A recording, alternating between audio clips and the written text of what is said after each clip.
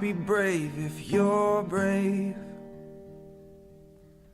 I'll be brave, but only if you're brave. And it could be just you and me. We'll be family.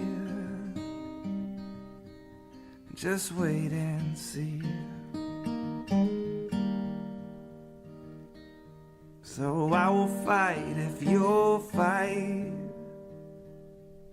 Yeah, I will fight, but only if you'll fight. Oh, we can make it through this like sailors in a tempest. Like sailors in a tempest together. And it could be just you and me. We'll be family. Just wait and see.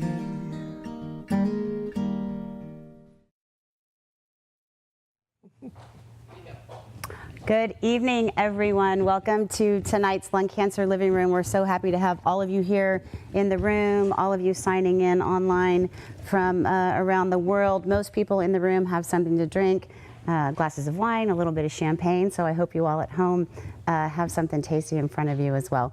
We're so excited to be here tonight to talk about GO2 Foundation for Lung Cancer. As many of you know by now, because we either called you or you received an email or because you saw the press release or because you're here tonight and hearing it for the first time, the Bonnie J. Addario Lung Cancer Foundation and the Lung Cancer Alliance have merged to become one. And that one is, there we go. Yeah, that deserves a clap. Thanks, Jill. We couldn't be more thrilled to be coming together stronger as the GO2 Foundation for Lung Cancer. And you're going to hear tonight all about how that came to be, why that came to be, where we want to go, how excited we are. Not only from our co-founders, Bonnie, as you know, Laurie, Fenton, Ambrose, as some of you may or may not know yet. You will get to know her. Why they decided that these two powerhouses were going to be better as one. You're going to hear from Dr. David Jablons, who most of you, if you have not met, you've heard us talk about ad nauseum in these meetings. Thoracic surgeon extraordinaire from UCSF and Bonnie surgeon. And then Francis Spruit and Terri Ann diJulio, sorry.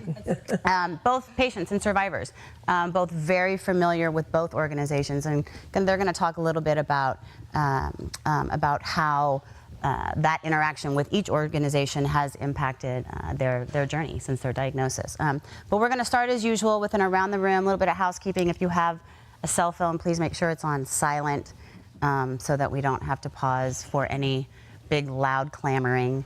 And then we'll do the around the room. If you have had relationships with both organizations, please tell us a little bit about that as we go around and what that has looked like for you. So I don't know, Barb, do you want to start? Do you mind if I ask you to start? Okay. I'll start because Dave's not here, so I'll start for Dave. So I am Dave Carlin's wife, caregiver, and communications manager. Dave was diagnosed with stage 4 adenocarcinoma in, March of 2017. He had mets in his brain and in his lymph nodes.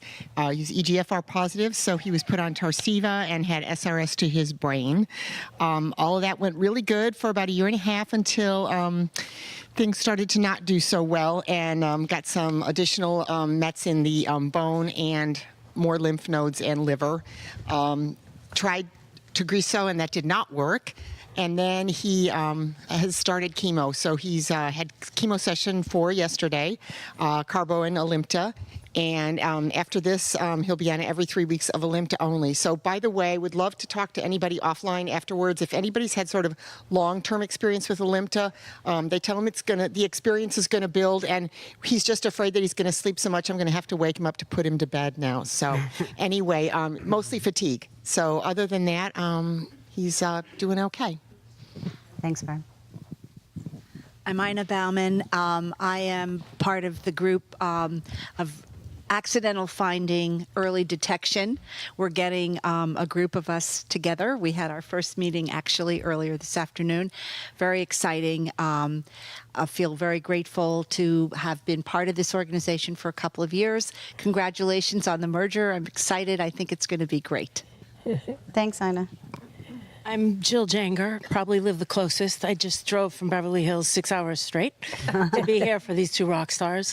Laurie, Fenton, Ambrose of Lung Cancer Alliance. I met at one of my best friends, and it really wasn't my best friend until I met him that night, Richard Heimler, who was ALK positive and was having a celebration of his lung cancer diagnosis from 11 years before. And he had his friends, his family members, make paintings out of his different scans, and correct me if I'm wrong, but it was, I think, the x-rays of the different points. And I know, because of Laurie, Fenton, Ambrose, he lived those probably 15 years, I think, right? And he was able to really make it until, I'm sorry to say, the last year. So we've stormed the Hill together in Washington, and now I storm Palo Alto, the hills of this area, and I love Bonnie Addario. They said, you should come up for the dinner. How can I not? Who would miss it? And I came to this living room, and here I am again, and I love them. Thanks, Jill. I'm Jane Millman, and I, like notorious RBG, fell and broke a couple ribs, and my lung cancer was incidentally discovered in that x-ray. That was 6 years ago, and I had VAT surgery and then chemo, and I have been NED for the last 5 years, very gratefully, and love this organization, and feel like the joining of you two is going to be twice as much hope. Hope so. Thanks, Jane. And what about your necklace, Jane? This is the RBG necklace. It's her, when she is going to do her descent, she wears this collar, so I have a collar like that too. I love it. That's great. My name is Tina, and I am a 8-year survivor at staged at 3B, and I've been on Tarceva for a maintenance, and so far it's been really good. I've been on Tarceva almost 7 years, and it continues to do its job, probably, but they don't really know. But it's good for me. So anyway, and I'm just so happy about this evening and learning more about how this whole thing is going to work, and congratulations to all of us for this grand merger of these two wonderful organizations. Thanks, Tina. Hi, I'm Sally, and I was found very early because I was proactive and put myself in an early detection lung cancer study. And after 5 years in it, one of the nodules grew, and I had my lower right lobe removed, and I have been NED for 10 years now. Yay. Thanks, Sally. My name is Jennifer Gaddy, and I was just diagnosed last August 2018, stage 4. I had 3 brain mets and EGFR exon 20. I had 4 treatments of the cisplatin, the Alitma, and Keytruda, and have responded really well to all of that. I had to have 1 treatment of radiation on my head, which pretty much reduced the 1 down by 70%, and the other 2 are completely gone. So it's all good news there. So far so good, but lots of things up and coming with exon 20 and new drugs, and very interested in hearing a lot about that. And I too am excited about the merge, although this is my only second meeting here, but pretty excited to hear what's in store for us all. We've got a PDX model program going with exon 20. Really? Yeah, so Great. we can tell you about that after. Fantastic. Yeah, I printed out a little bit of information Okay, on it, but okay, yeah, lots to learn there. Yeah, thank you. Thanks, Jennifer. My name is Alena Soldato. I have a hoarse voice, unfortunately, so it's really hard to speak. But I was diagnosed in December with 3B. I had a surgery in February, and I'm supposed to start chemo and radiation. And I would desperately want to know whether there is any other option, because they took all the cancer out, and I just don't know if there's something else I could do besides just the intense chemo and radiation. So I hope I get more information here. Dr. Jablons can Talk probably. to Dr. Jablons. Yeah. Yeah. Yeah. Oops. Introduce yourself. Go ahead. You don't have to, Esty. Hi. Okay. I can tell you Este's story. Go ahead. Katarina, you got Hi. 15 years. Hi, I'm Katerina. I'm a caregiver. My mom was diagnosed in November of 2018 with non-small cell lung cancer, stage 4. She's been doing chemo and immunotherapy. So she's had 4 rounds with a carboplatin, Alimta, and Keytruda, and 3 rounds just the Keytruda and the Alimta. So we'll see how it goes. Did your sister tell you she called me the other day with some questions? Okay. Hi, I'm Ron, and I'm a lung cancer advocate at this point. My wife was stage 4, and we went through 15 lines of treatment, and we were blessed by this organization. And so I look forward to being a blessing to others and passing it on. I had a shock this afternoon. My neighbor's son, who's 30 years old, never smoked, lung cancer. Yep. Discovered by accident. And so we need to find a better early detection and affordable so that people can't be discovered by accident. Thanks, Ron. Hi, my name is Caroline Landau. I'm from Genentech. I work on the team that brings Alecensa or alectinib to market. Thank you so much for having me here today. Thanks for coming, Caroline. Good evening, everyone. My name is David LeDuc, and I am the Chief Growth Officer for the GO2 Foundation. Some of you may have known me as the Executive Director for ALCF, but I'm really excited about the new position. You'll get a lot of chance to hear about those things tonight, and I'll jump in where I can. To all the Facebook peeps, I'm putting a huge amount of trust into Jen Hughes tonight, because she's logged in as me right now and has access to my account. I'm very, very nervous as to what she's going to post. Do not take anything she says seriously. I'm on the screen. I'm not on Facebook. Great. I'm very, very nervous is what she's going to do, but it's so great to be with all of you, and my apologies to anybody on Facebook. Thanks, David. Right back. To stand up.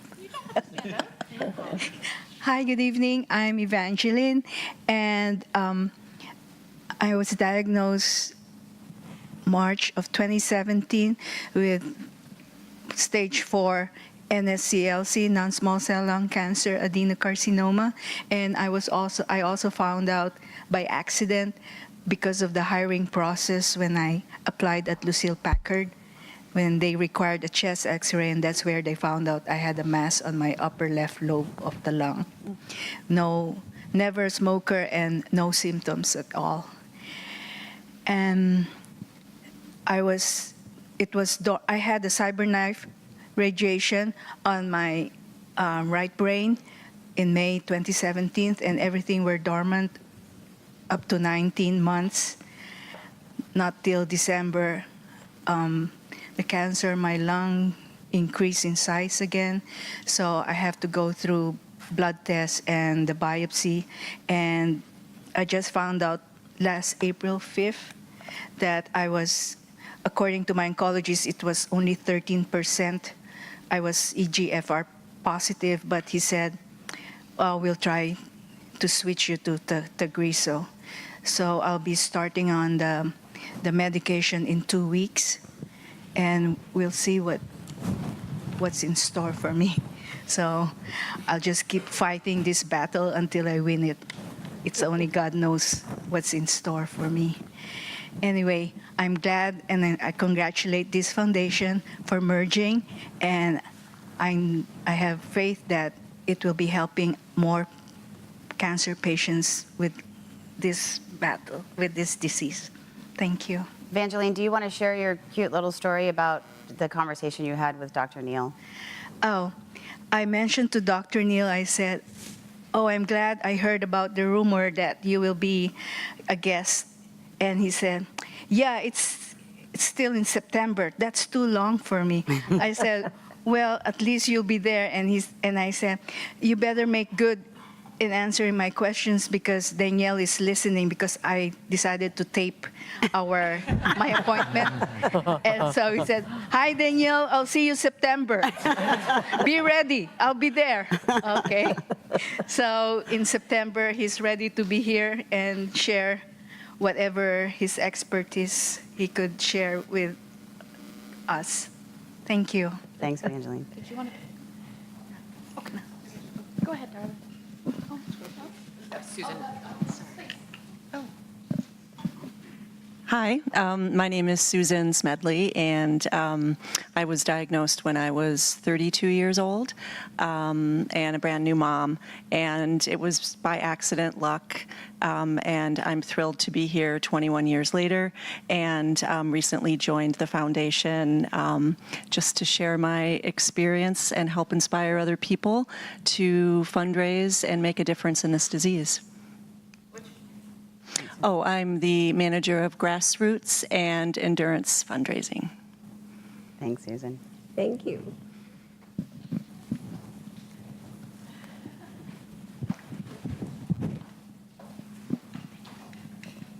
Hi, I'm Larry. I was diagnosed in January of 2013 with stage 4 non-small cell adenocarcinoma. My first treatment was chemo. And I did that all of 2013. Then 2014, I took a chemo holiday. Fortunately, did not progress the whole year of 2014. 2015, I progressed, and they had done genomic testing, and I was EGFR positive, exon 19 deletion, so I started Tarceva, and it worked fine for 20 months. Then I progressed, and T790M mutation was found, and I've been on Tagrisso now for 30 months. And I'm a huge fan of this foundation, and if the merger of these two foundations is as good as I think it is, I'll be twice as happy. Thanks, Larry. And Larry is a huge part. He's not giving himself credit for all the help he gives this organization when it comes to what we need, in particular what the events team needs, and T-shirts and helping us to get everything done in an expedited manner, in a very professional manner. And he doesn't charge us anything to do it. It is his business, and he does it at no charge to us. So thank you, Larry. I can't see you, but... And of course, we always need everything yesterday. Yeah. And then he'll come yesterday and make sure we... Yeah. Hi, I'm Kelly, and this is Trina. I'm speaking for both of us. We are both members of the old Bonnie Addario Foundation and now the new GO2 Foundation.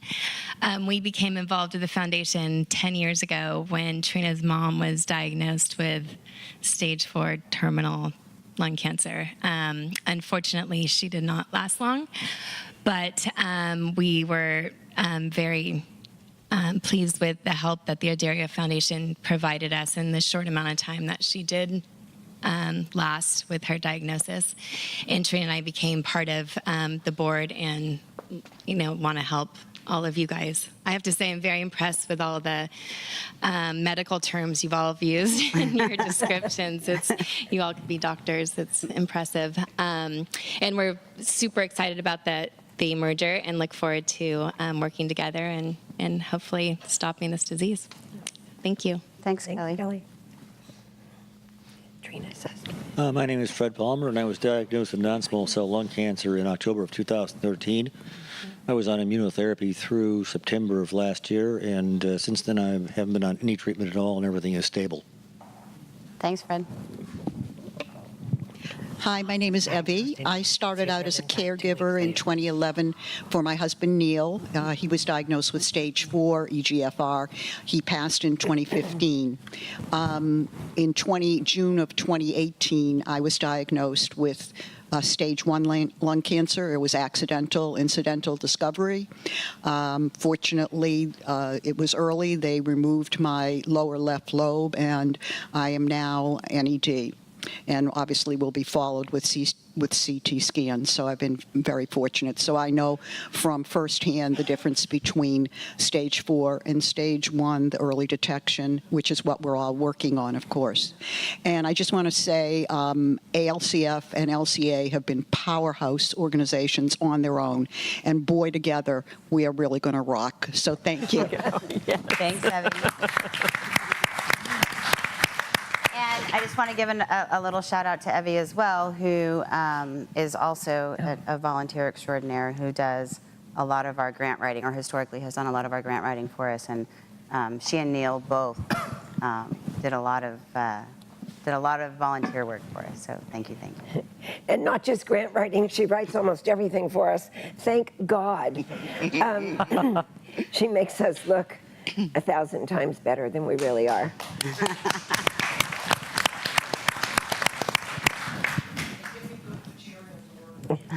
Thanks, Evan. I'm Pat, and I'm positively glowing. I was here in November when I was first diagnosed, and I've been through scans and biopsies and treatment, which primarily, amazingly, consisted of 4 days of radiation. I have cancer in both lungs, BRAF positive and BRAF negative. I don't know how I did that, but I don't know I had cancer of the appendix either, so it's all a mystery to me, and I'm hoping to learn from all of you. And I'm still kind of deer in the headlights with all the terms. Good evening. My name is Joanne Vidal, and I come from Invitae Corporation. So I work on the lung cancer registry. On our side, we host the registry, and I work a lot with Sandra at GO2 on your survey development. And it's just a privilege to be here to honor your merger. And I've been with the group since the launch of the registry, and so I'm happy to be here to see why the work that we do matters. So thank you. Yeah. Hi, my name is Rosalind Spruit. I'm caregiver, or I was a caregiver to my husband, Francis, who's on the panel tonight, and have been a longtime volunteer with Lung Cancer Alliance. When he was first diagnosed, we actually hadn't heard of the Bonnie Addario Foundation. We, through a local volunteer, got hooked up with Lung Cancer Alliance and have done a lot of work with them. And it's been very rewarding going to Capitol Hill and advocating for lung cancer funding and all the other various things that we've advocated for.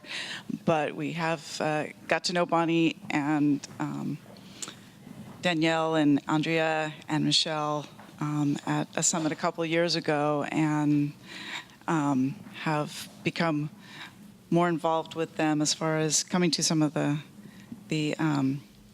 living rooms and really appreciate all the work that they're doing. And we're very excited that we have a local group who's local for us, who's now combined forces with Lung Cancer Alliance, a group that we kind of started with. So this is really exciting news for us, and we're really excited to see where this is going to take us all. I think it's going to be great. Thanks, Rosalind.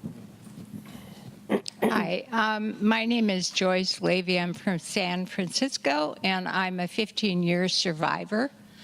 I was diagnosed with stage 2 non-small cell in 2004 and treated with cisplatin and Taxol. I've been NAD for 15 years.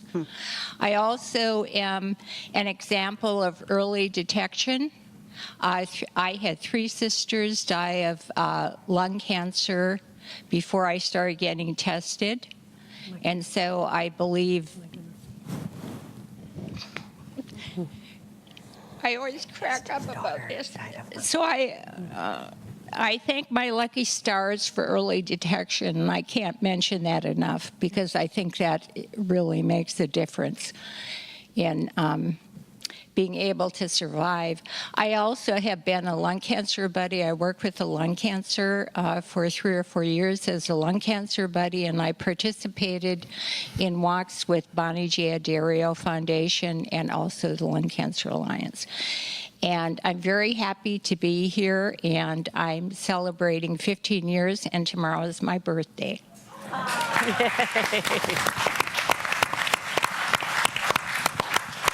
For those of you who don't know, because she mentioned the Lung Buddy program, we could maybe talk about it a little bit on the panel, but it's a mentorship program, and I think it's really important in talking with patients over the last decade plus that I found it to be, and I think patients will concur, helpful for newly diagnosed patients to talk to somebody who's a little bit further down the line going through the same thing, and the program that the LCA has built and that we are going to continue moving forward is matching like people so that they have that sort of mentor to go through. Yeah. So just a little background. Hi, my name is Bonnie Partridge, so I'm always excited to meet other Bonnies. Yes. Makes two of us in the entire country. I love it. I'll take it. And I am actually just a patient advocate with Bristol Myers Squibb, so thank you for allowing us to be here. Thank you. Same. Ditto. Not Bonnie, though. Nicole Thompson with Bristol Myers Squibb, patient advocate as well. Yeah. Zita Taylor with Bristol Myers Squibb, patient advocate. We like Bristol Myers Squibb.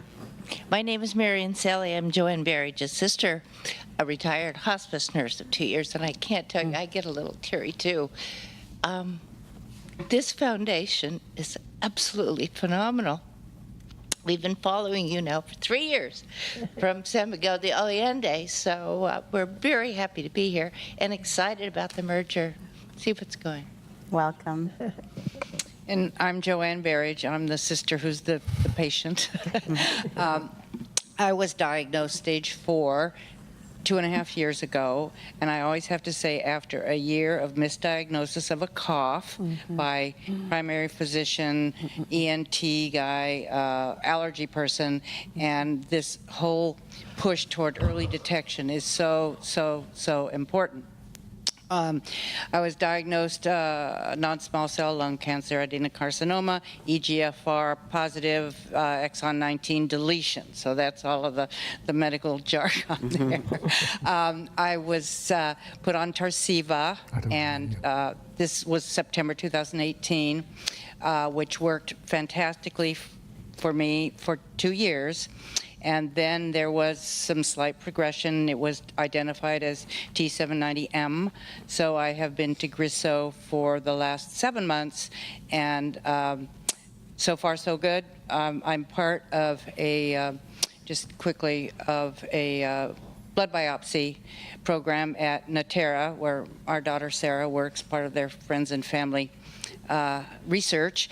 And that is showing so far a blood draw every 3 months, my circulating tumor DNA at 0. And I have another blood draw coming up the 1st of May, and so we'll hope that the results are the same. And I will say for everyone's edification, it is true that the side effects of Tagrisso are more friendly than the side effects of Tarceva. They're the same pattern of the same genre of things, but much less intense. Thanks, Joanne.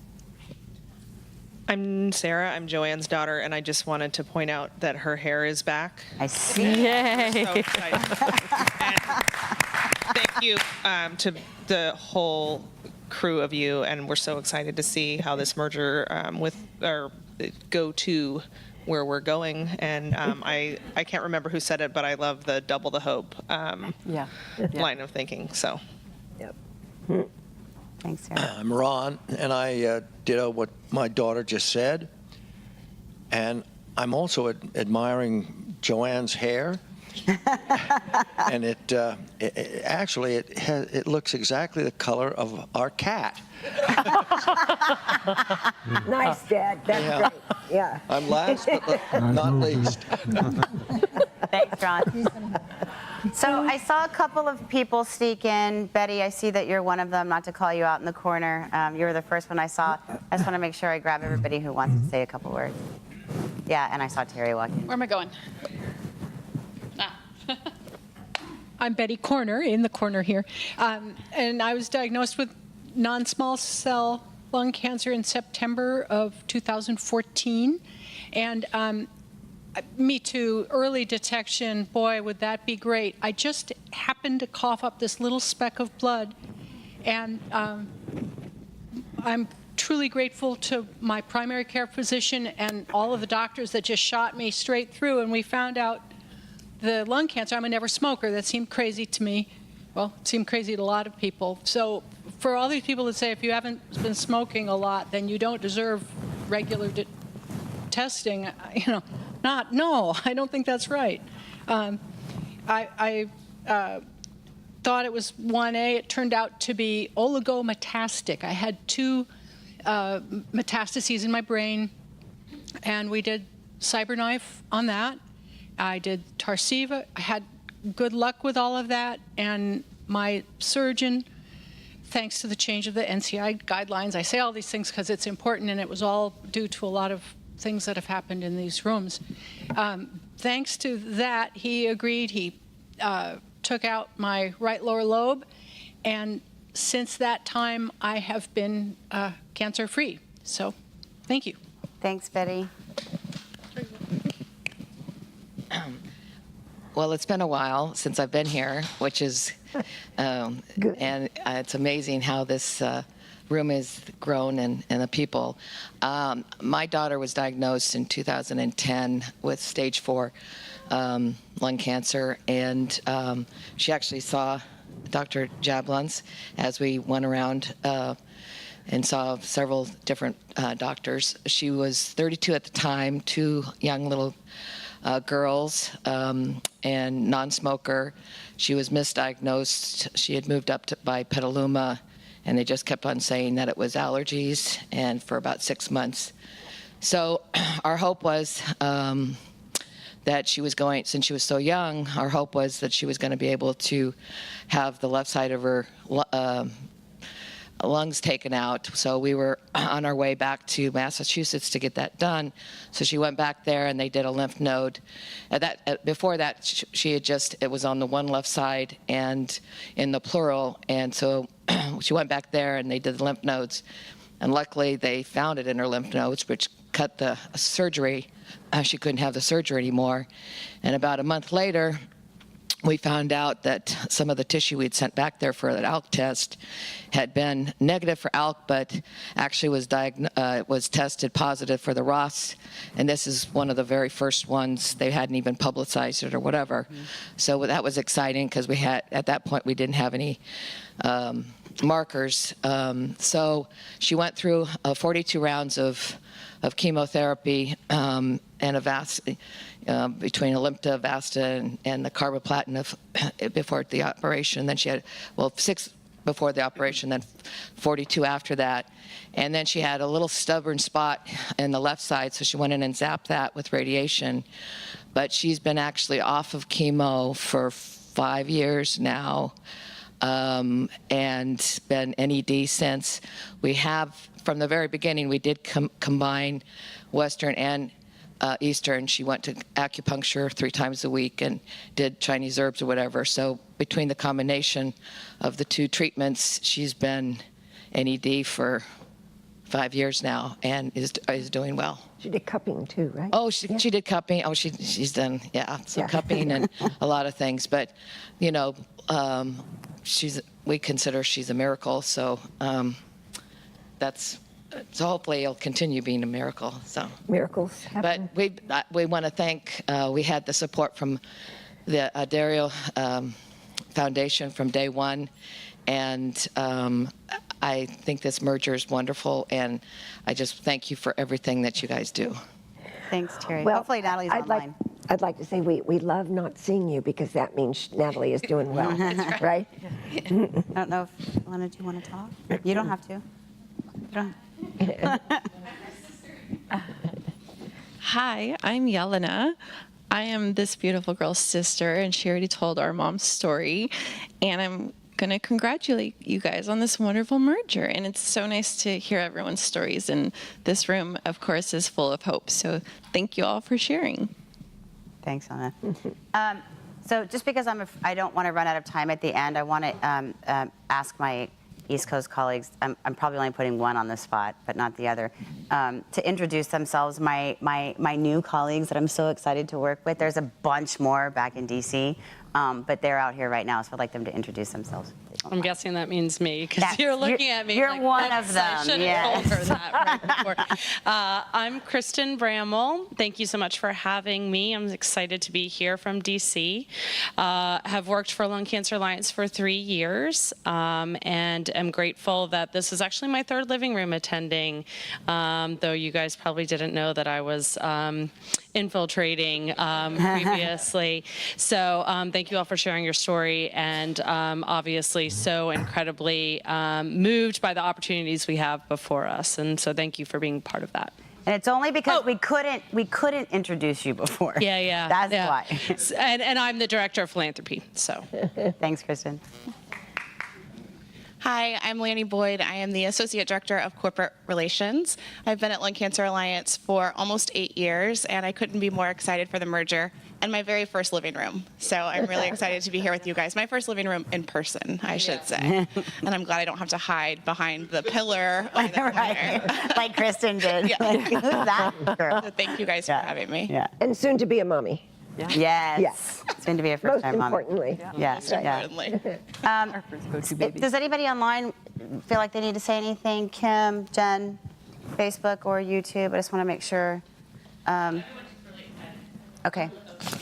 Okay, good. Oh, double the hope. I like that. Yeah. Thank you all for sharing your stories. I know I say it most months, sometimes multiple times a month if we're doing one of our regional living room meetings, but it means so much to people that you don't even know about. The phone calls and the emails that we get from people saying and talking about how important it is to hear your stories. It's countless. So thank you, thank you, thank you. I know, especially for some of you who maybe it's your second time, it can be a little intimidating to come in with the lights and the cameras and the TV screen, but you really are, without even knowing it, doing amazing things and helping thousands of people from around the world. So thank you, thank you, thank you for that. And with that, I'm going to turn some of it over to the panel. You guys who have been here know that I can't sometimes help but interject my opinion or a comment. And I'd like to encourage all of you to do the same, including the panel. So I might direct a question towards a certain person, but I really, if you guys have an opinion or something to say about something someone's saying, please feel free to interject. And those of you in the room and those of you online, it's Q&A throughout. So make sure that you raise your hand, grab a mic if you're in the room, so people can hear you and ask questions. That's what we're here for. And I'm also very, very impressed with this amount of people that we got through that entire introduction in, before I started talking, it was less than 40 minutes. You did most of the talking. Yeah. So when the panel comes on, I know most of you know Bonnie, but I am going to ask her and Laurie both to give a little bit of background on who they are, where the organizations came from. We aren't going to go to where we're going right now. I just want a little bit of history on the independent organizations, and then we will jump into some of the Q&A. So, Mom. Okay, Mom. 15 years lung cancer survivor. Started the foundation long ago with my illustrious surgeon here. He named the foundation. Our legal name was A Breath Away from the Cure, and he said, no, Bonnie. It's got to be the Bonnie J. Addario Lung Cancer Foundation because it worked for Susan G. Komen. So, and it did, and it did. But I just saw a lot of barriers to care. I was, misdiagnosed like almost everybody in the room here for a very long time. And when I finally found a care team up at UCSF headed up by Dr. Jablons, I realized how lucky I was and how unlucky so many other people were that were not getting the kind of care that I received. So we decided that we just needed to start a foundation and make sure everybody got the care that they so deserved. And that was 15 years ago, and here we are today, merging with an amazing friend of mine. Laurie and I have been friends for over a decade, when I go to the East Coast, I drop in and have a glass of wine with her. When she comes out here, we do the same. And we get her an appointment to get her hair done. And but you know, almost every year we talked about how neat it would be if we merged. And you know, we would each individually come up with, you know, not yet, not yet. And the last time we met over a year ago, we talked about, you know, what do you think? Is it time? And we both said, yeah, it's time. It's time that we do it. There's so many good things happening for lung cancer. And I love what everybody is saying about double hope. It's also double trouble. For anybody out there that doesn't think we are not going to make great change in lung cancer. So I couldn't have a better partner in crime. Thanks. I am so thrilled to be here, and please know that I've watched the living room. I've actually participated in the living room back in a corner as a observer, and now to have the honor, and I feel the privilege to sit here as a panelist and to be talking about what we know will transform the future of lung cancer. Lung Cancer Alliance was actually formed in Washington State in 1995.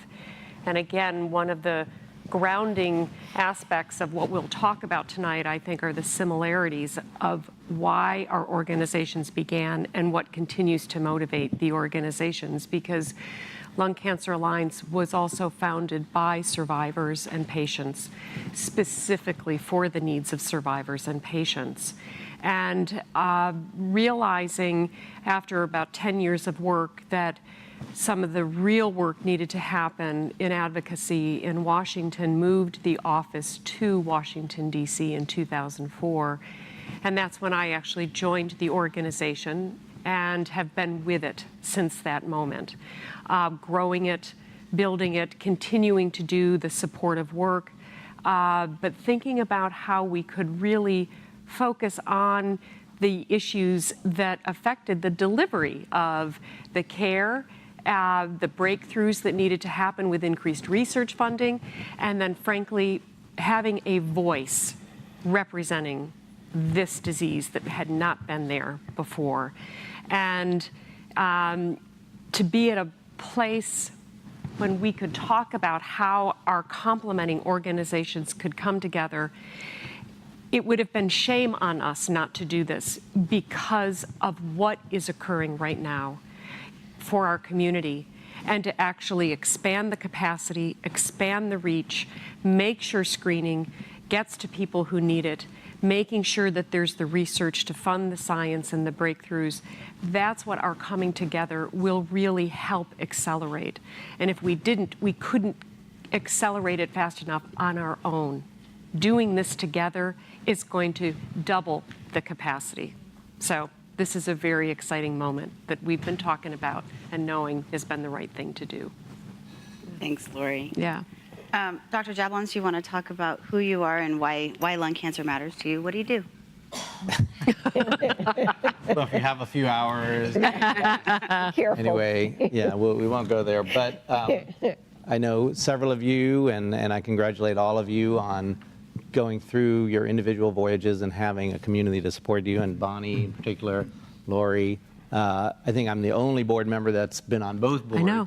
At one point or another. Not that I even went to half the board meetings, but Nice fact. let the record reflect I did get here almost on time. But you know, we're busy, as are everyone else. But anyway, it's a marathon, not a sprint, as you know. It's a dreaded disease, like any cancer, like any of these diseases, truthfully. But it's been unfairly stigmatized and it's been unfairly ignored for so long, right? Yeah. And I think at the end of the day, what we all share is just an inability to tolerate injustice. Yes. Absolutely. Right? Exactly. And that's why we're all here today. Whether it's because you got a disease that came out of nowhere, for the people who, we're here to be able to tell the stories, a common theme is early detection and incidental finding, right?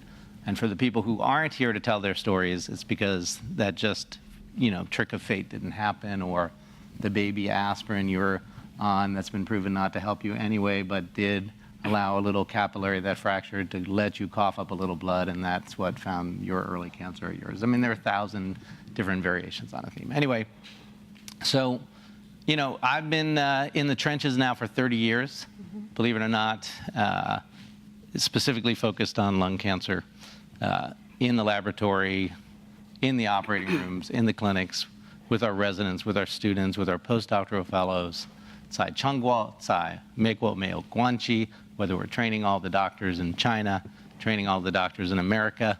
You know, pretty much the luminaries who trained me are all dead. And thus, I train most of everyone else. So they all owe me favors one way or the other. So that's how we get shit done, you know what I mean? And it's America, you know, it's how things work. But, you know, this is a match made in heaven a long time ago. And, you know, Stevie Wonder could have seen this. But I'm just saying that it took forever to make it happen. But you had to, like everything, let things germinate and you know, let the time come. And, you know, for all the industry representatives, you know, we can't do it alone. Right. Pharma is a critical partner in everything we do. There have been some amazing breakthroughs through research, the immunotherapy wave.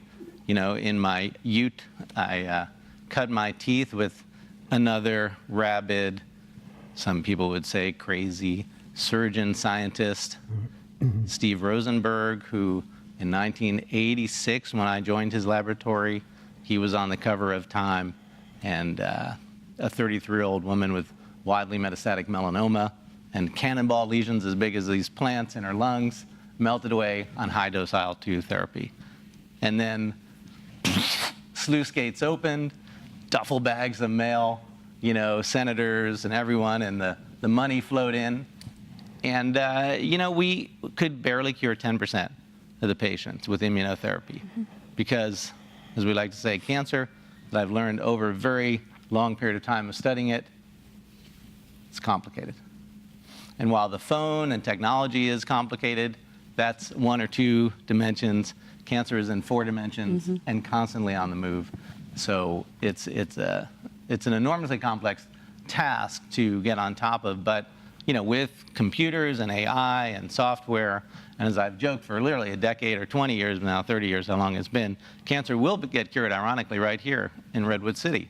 And that's because it's halfway from San Francisco at our august institution in Silicon Valley, right?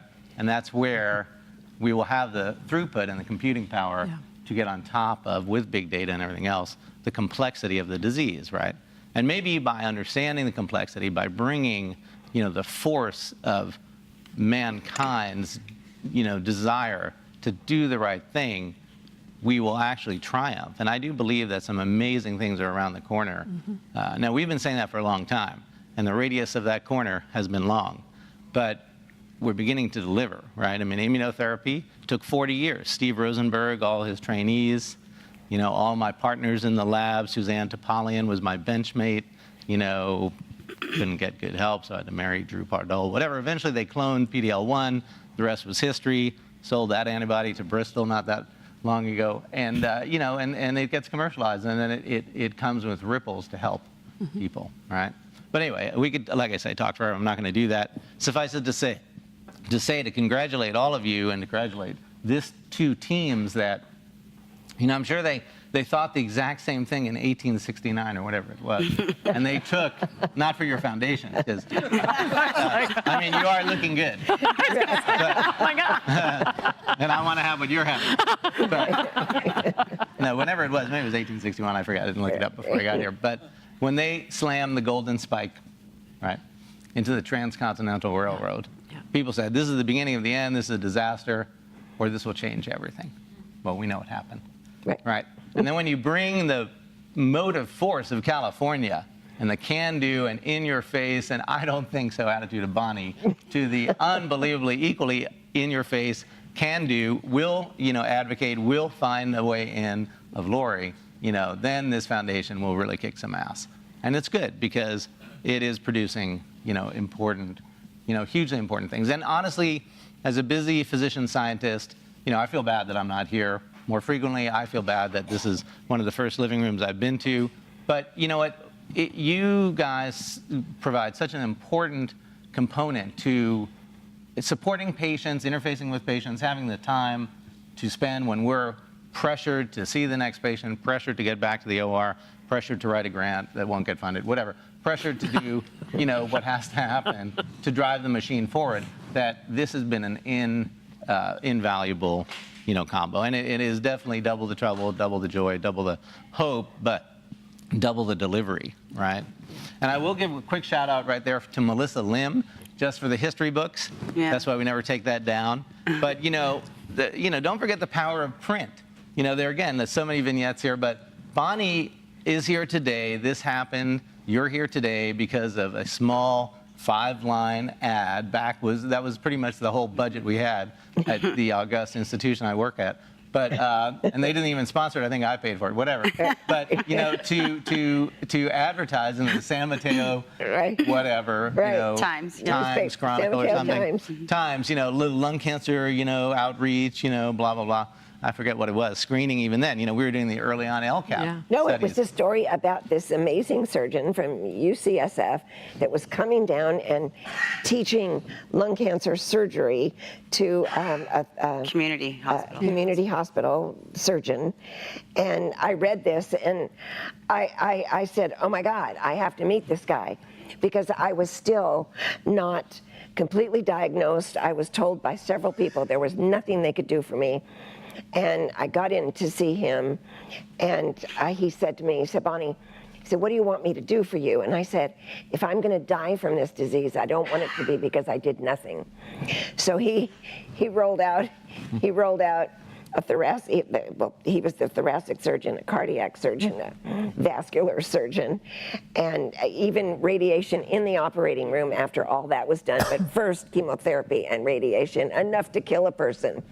So if that wasn't going to kill me, lung cancer certainly wasn't going to get me. No, absolutely. But that you got to be cruel to be kind. Right. And nothing ventured, nothing gained. And at the end of the day, it's a battle. I mean, cancer is a battle. And for the most part, as I say every day, said earlier today, said this afternoon to this patient, that patient, you got to fight. And, you could opt out and not have surgery or whatever. But at the end of the day, my job is simple. Why it takes 12 years to train these residents, I don't know. But if it's... No, it's true, our residents 13. But anyway, if it's bad, we cut it out. If it's good, we put it in. I mean, it's not that complicated. Cancer is complicated, but what I do is not that complicated. Your operation was tricky, but not that complicated. Yeah, I just want to make a comment because I actually happened to be there, and this is what walked into the room. Right. As the surgeon and this was after misdiagnosis for a year and a half.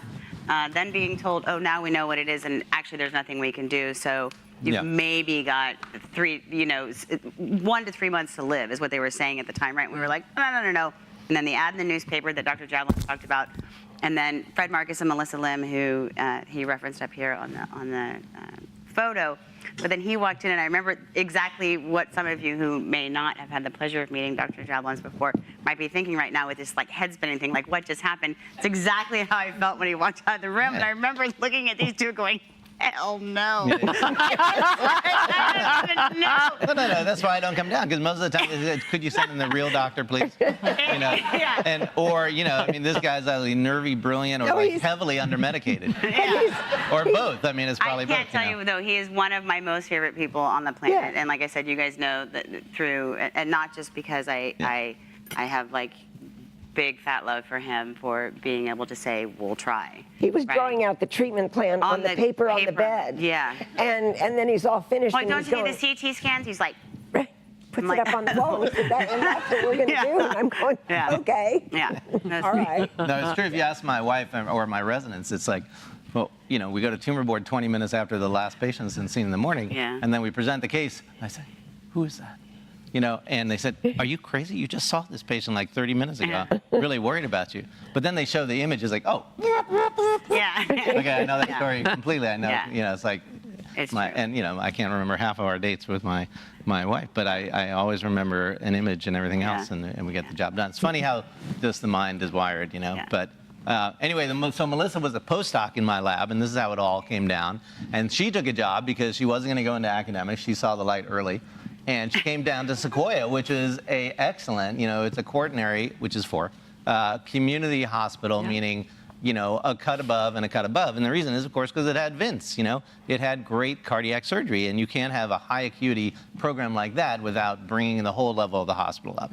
And so I said, you know, Vince, who? I got to meet this guy. And then Vince Gaddy, you know, pulled the turbo, because I had to have some exercise, which is the real reason I decided to do this, you know, up against his Ferrari, and then there was like no parking, no parking, no parking, you know, cardiovascular, I said, what is wrong? CT surgery, my pal, my friend. That's what this is all about. So we just pulled it up, and then, you know, we got along great.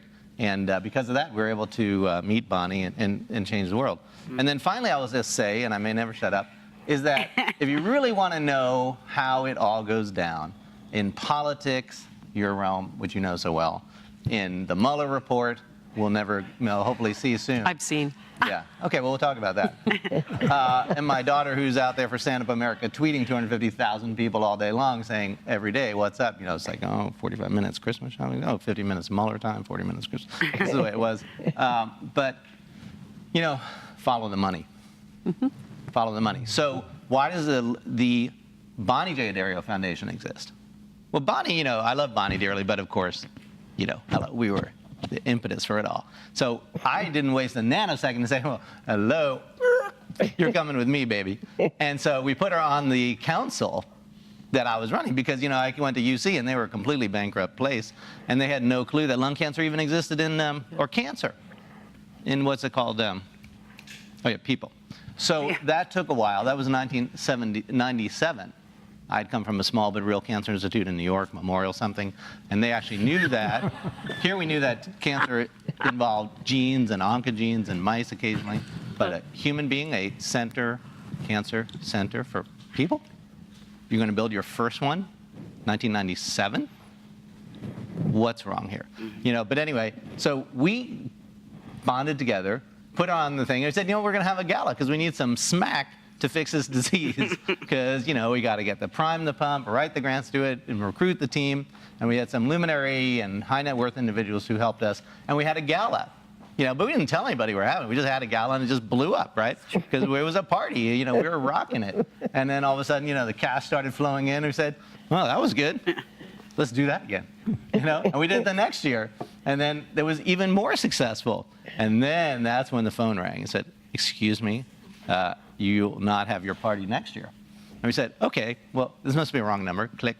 So I hung that up. And then I talked to the chancellor at the point, and basically, you know, once UC got threatened for their Raising Hope Gala, you know, that was every 4 years, that we were going to have a gala on the same year, and they thought, well, you can't be stealing our donors and competing. Then they said, well, you know, that you just can't do it. And I said, excuse me? Let me just look in the Constitution, because I must have missed that article. And I read it down, and there it was, not there.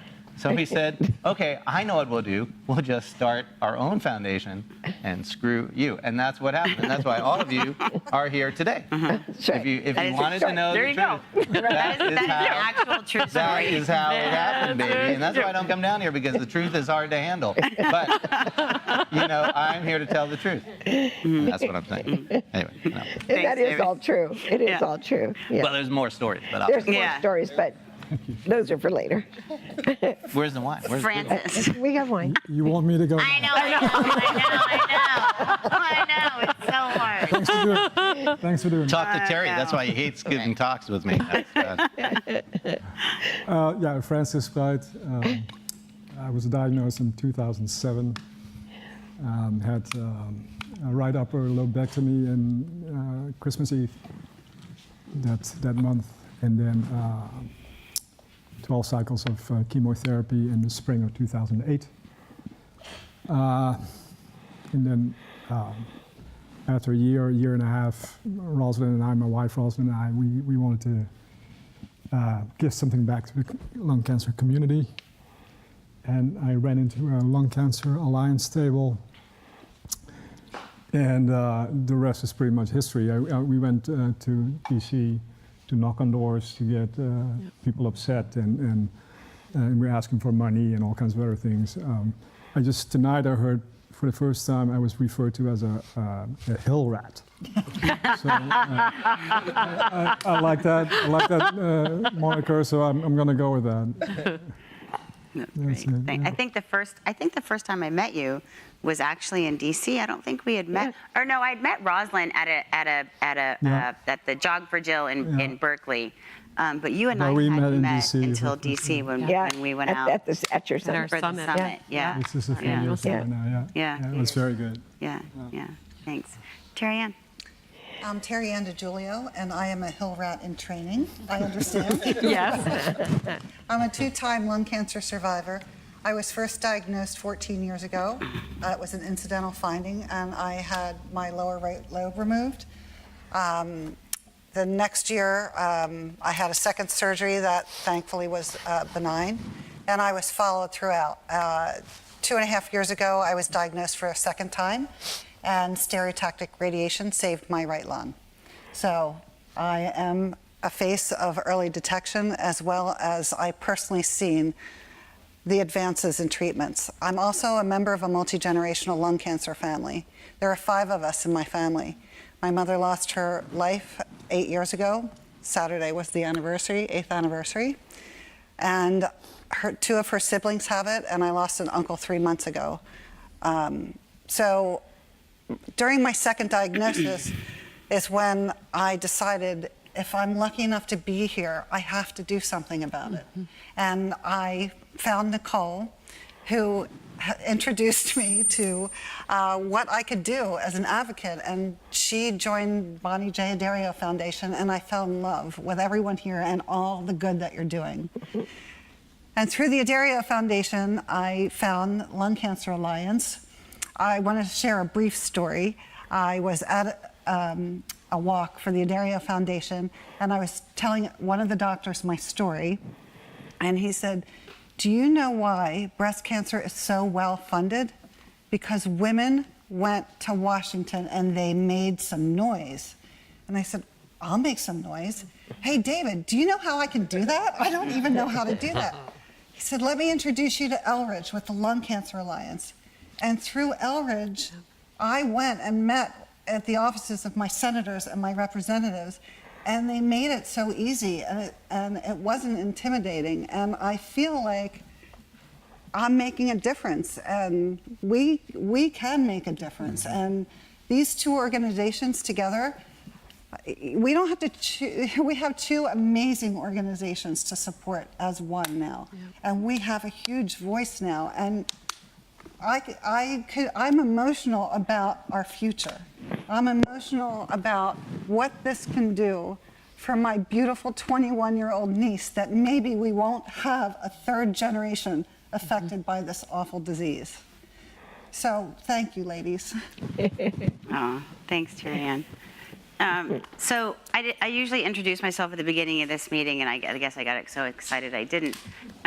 Most of you in the room, I think all of you in the room know who I am, but for those online who may not have met me yet, I'm Danielle Hicks. I'm Bonnie's oldest daughter. I only say that. I actually don't have to say it when the youngest daughter is not in the room, which she is not tonight, for those of you who may have noticed. She has a daughter who wasn't feeling well, so she unfortunately had to go home. But my role here historically, I've been with the foundation since 2000, well, I've been with lung cancer since 2003 when my mom was diagnosed. I've done nothing but walk, talk, eat, live, and breathe this disease. The foundation started in 2006, and I was involved from day one, but didn't start full-time till 2008. So I've been doing this for quite a while now. I could not be more thrilled about what's happening with this merger. I just want to say that again. My role, for those of you who may or may not be curious, with GO2 is really not changing. It's still all about the patient. So I'm still overseeing all the patient services and programs and support and education, so none of that will change. I know I've gotten some questions about it. The living room's not going anywhere, which I really But actually it is. Well, aren't you remote now? Aren't well, you doing yeah, living rooms all over the United States? Tired. No, it is. We're regional now. We are stronger together. Our patient services team has more people on it now.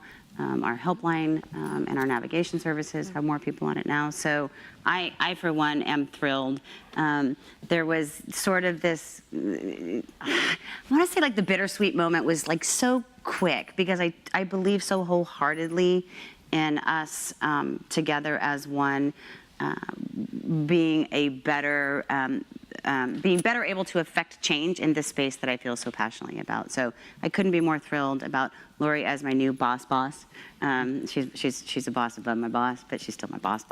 I've known Laurie for a long time, and I love working with her, and she's insanely genuine and believes in and is as passionate about it as we are. So I'm thrilled for us to kind of dig into some conversation about what GO2 is going to look like as one and how impactful it's going to be. So I want to kind of point to you two to talk about what are you most excited about? Where do you see us going? What does this look like? I don't know who wants to start. Laurie, if you want to start. Bonnie? Well, I love what was said at the beginning. With the two of us together, we have an opportunity to do so much more. And our teams together, we have an even bigger opportunity to do so much more. We are better together already, and we've only been merged for, 5 days? Yeah. 6 days? Yeah. 8, something like that, yeah. But we actually started working together last year. We had a 5K in October in Philadelphia, and we decided to bring all of our teams together. We did the 5K together, and we spent 2 days with everybody getting to know each other, so we could get over those cultural differences before we, really put this together. It was an amazing 2 days, and that's when I knew that this was going to be, a reality. There's the two foundations really fit together like a glove. We've never been terribly involved, or actually not involved at all, in policy, and LCA, they are the policy makers in Washington, D.C., which translate to the world, and it translates globally as well. And they also do work on early detection as well. We love the patient services. We do a lot of research, and that wasn't LCA's, modus MO. So together, we really are. Before we sent the press release out last week, we called, all of our partners, when we were on phones and chatting with people and telling them what was coming down the road. And the word powerhouse kept coming up over and over and over again. And I really do believe this is going to be a lung cancer powerhouse, and we are going to make some great change together. I really do. So, sorry, I'm going to interrupt with a quick comment. I think the powerhouse is kind of says it all, and we've heard from different communities, whether it be the research community, the patient community, caregivers. Why aren't you guys coming together, right? And we were in complete agreement, right? Because we felt like we were diluting efforts, right? Reinventing wheels that didn't need to be reinvented, and why we had always kind of considered ourselves these gap fillers, and LCA had always also been considered as gap fillers, but we're not trying to fill the same gaps, right? So there's so much complementary programming and efforts in what we're doing, and I'm just kind of echoing what you're saying. So, I'll just make one more statement, and then the floor is yours. In 1971, and I use this comment all the time, everywhere I go, Richard Nixon declared war on cancer, but the war on lung cancer is just now getting started. Another one of my favorite quotes is Robert Kennedy, when he was talking about the injustice to immigrant farmers, and Cesar Chavez long ago. He said, if you're passionate about an injustice, and I'm only saying this because David brought this up a few minutes ago, then do something about it. And we were doing something about it, they were doing something about it, and now we're doing something about it together.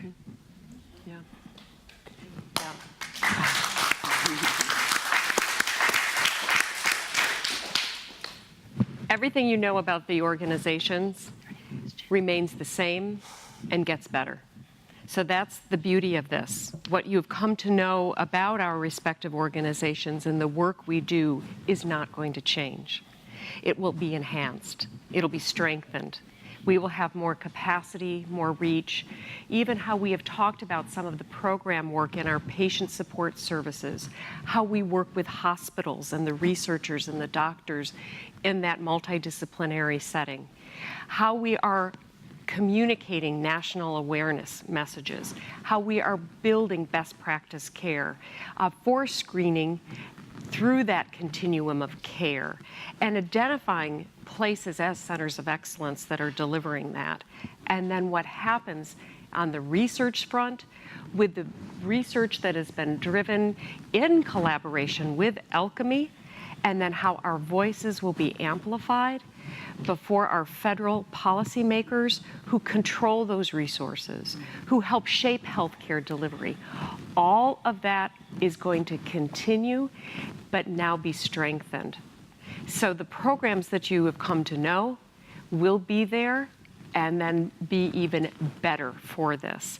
And that is what the now almost 50-person organization with offices here in this Bay Area and in Washington, D.C., that is expanding access to care locally and serving as a resource globally. That's what this is. It is the hub for anything, whatever someone needs through their journey. We're the go-to in this one place with people who have cared from day one and have been motivated by nothing short of how we can help you. That doesn't change. That's only going to grow. That's what makes this so exciting. It's reminded me of the Field of Dreams, right? Build it and they will come. And I mean, not to quote it, well, it was actually a really great movie. I was going to say it was a silly movie. It was a really great movie. That's kind of how I feel when I look at this, and not just from an impact on what we're already doing, but where we're going, to your point, Laurie, and to the funding. I mean, we literally, have taken two organizations and now combined from a funding perspective have brought ourselves to literally the largest lung cancer organization nationally for sure, but globally. I mean, and that combined, I don't know what we can or can't talk. Well, it was in the press release, right? And what that means, and what donors out there, what they think about it, and how impactful that is. I don't know if you guys want to talk about that a little bit.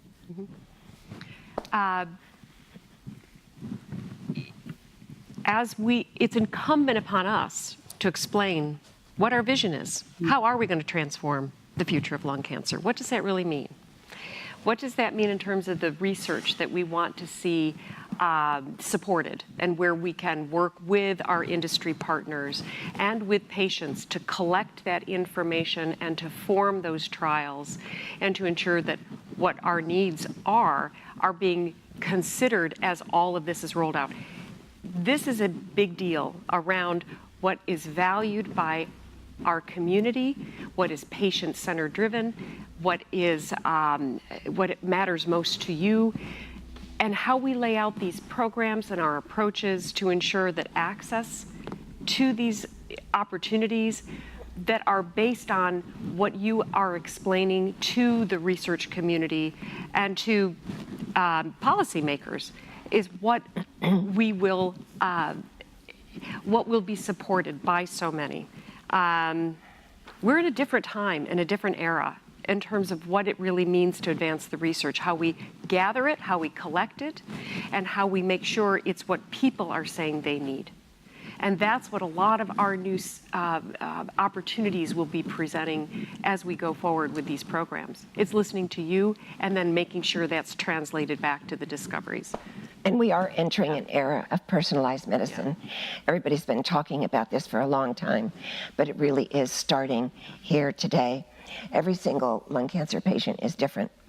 Not one of you, not two of you are alike. And every patient needs to be treated as an individual and given a program that's just got their name on it.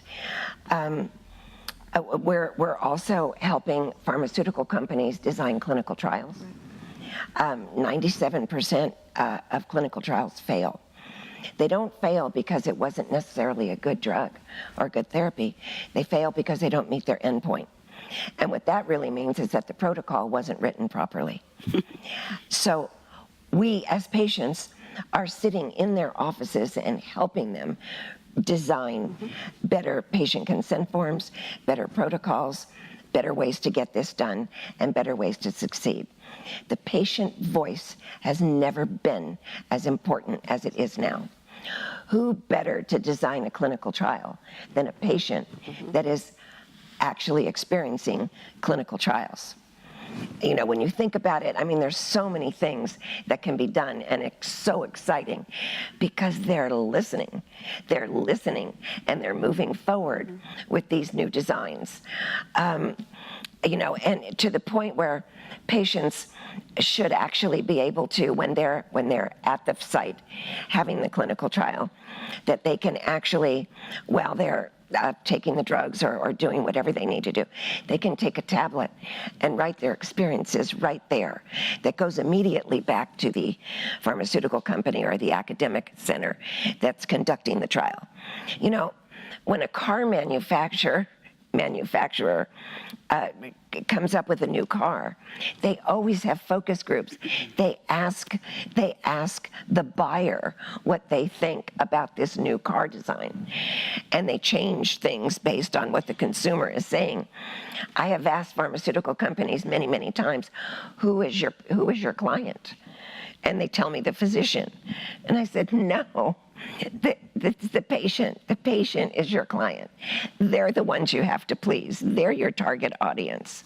So we're really changing the way things are being done, and they need to be changed because they haven't been working. Only 4% of patients are participating in clinical trials. 50% of all the clinical trials in the United States happen in 10 states. So how can the patients get to them and participate in them? And the patients need to be valued, and they need to be treated like the special people they are. Yeah, and not to mention the, you know, depending upon what statistics you're looking at, the between 9 and 10 million people out there that currently qualify for screening that aren't participating in that either. Exactly. I mean, that is. That's, yep, and that's the next. I mean, obviously, we have not just breakthrough therapies, but we have a life-saving benefit that can be delivered right now, and that's screening for the disease. And so, again, our work will ramp up the work we have been doing to educate the public, to educate those who are at risk, to make sure programs in community-based hospitals where 80% of care is delivered are rolling out this new preventive service following best practices so that people can be assured that where they are going, it's being done well and right on their behalf. And then from that, have an opportunity to participate in research where we can collect your data, collect your images, and collect your biomedical samples now at an even earlier stage than what we are typically accessing, which is a much later opportunity. So that is going to be ramped up, and we're going to see centers of excellence around screening and care now multiplied in these local communities, as well as then continuing to try to secure more of the resources to expand the research community's work in bringing on more of these breakthrough therapies. That's why we haven't had many doctors who would sign up to be involved in lung cancer research because there has been no pipeline of funding for it. We're changing that.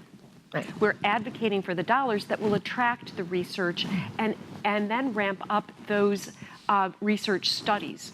And then when we have those breakthroughs, it's then our obligation to get them to people.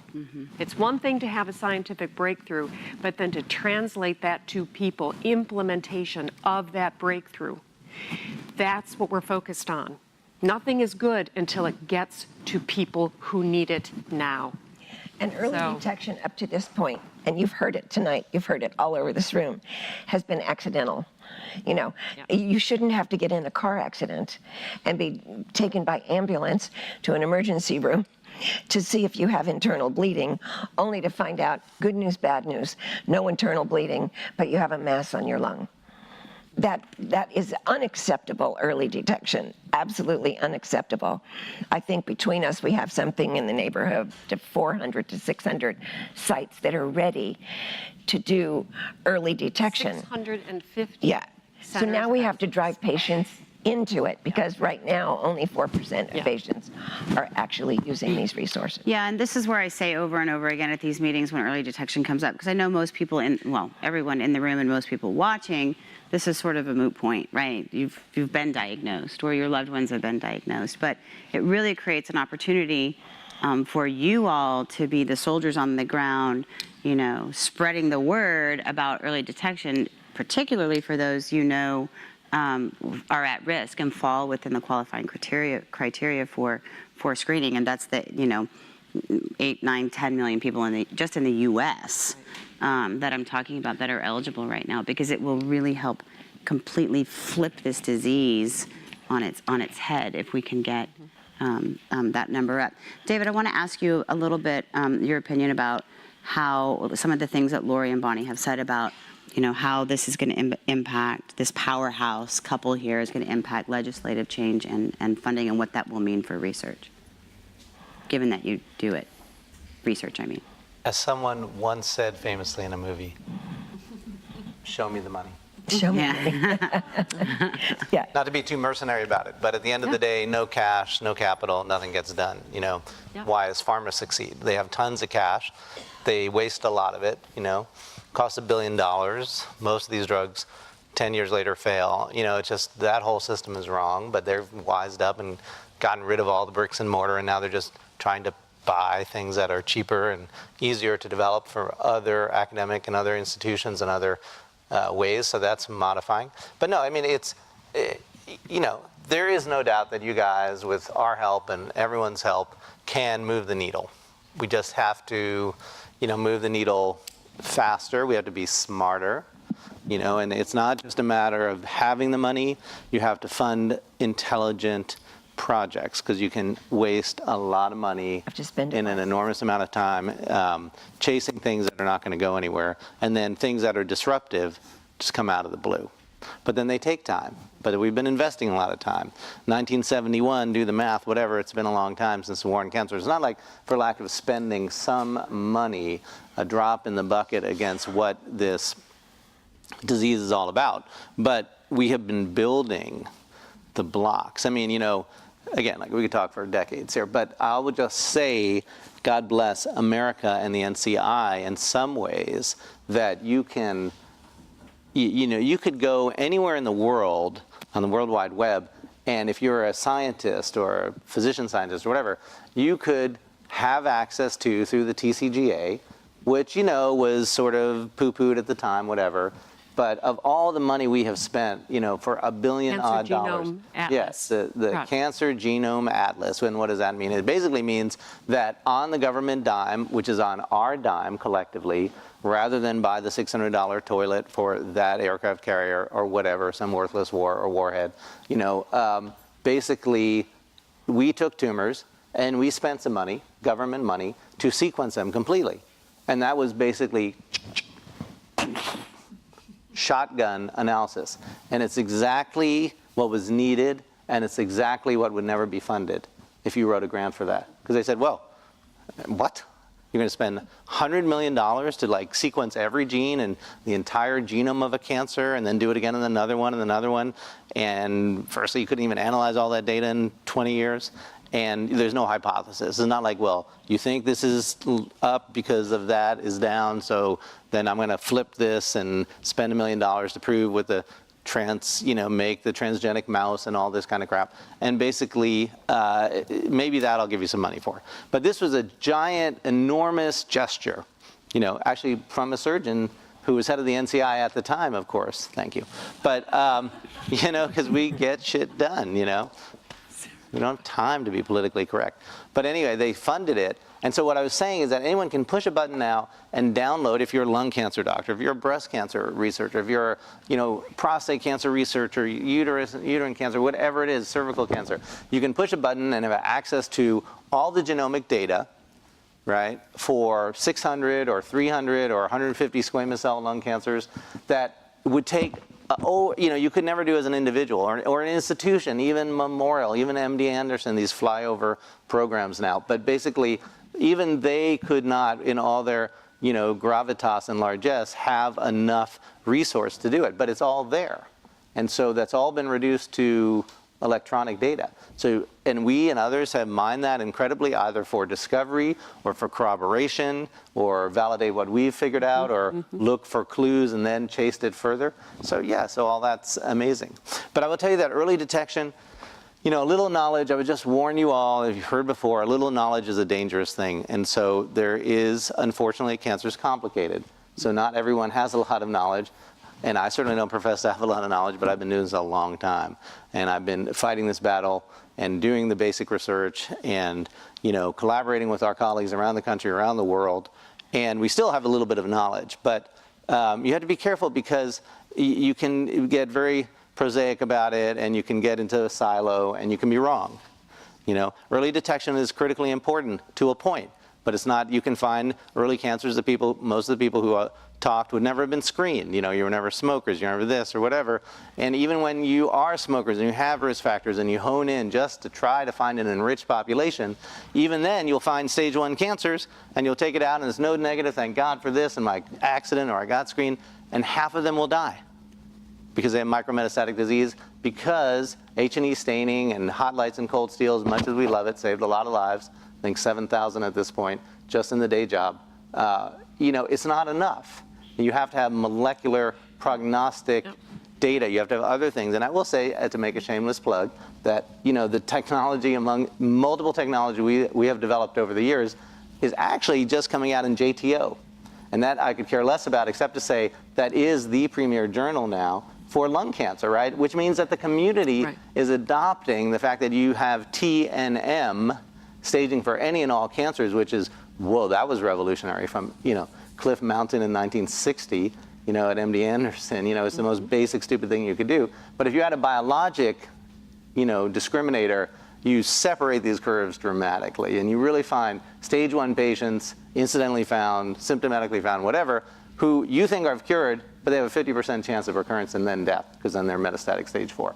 But you can prevent that now with chemotherapy if you find it early. So I'm just saying, you have to have the precision medicine, but you have to push these envelopes, and you need a ton of money to do this. And then you need to also, think out of the box and how the science gets done. Because, we started alchemy because we wanted to think, we said this will be easy, quote unquote.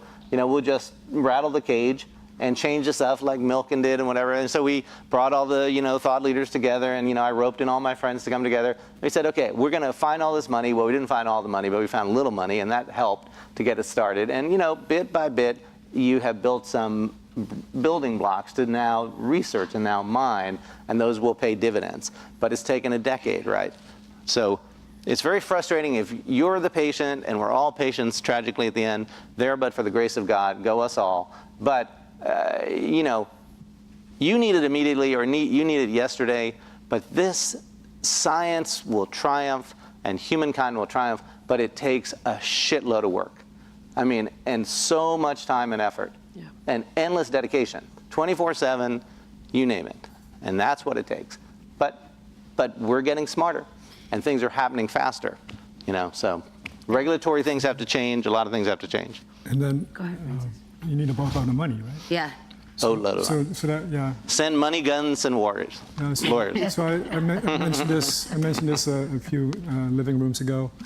We did an advocacy session, and we need people to go to DC, not 1 time, not 2 times, but 4, 5, 10 times. They need to see our faces. They need to hear all our stories. We all have very compelling stories to tell. You walk over to your representative, you walk over to your senators or their aides or whatnot, and you keep knocking on their doors. This is, somebody mentioned it, it's a marathon. You don't win after your first visit. you win after 5, 6, 7 visits. I've been there now a few times, and some people are starting to recognize us. That's important.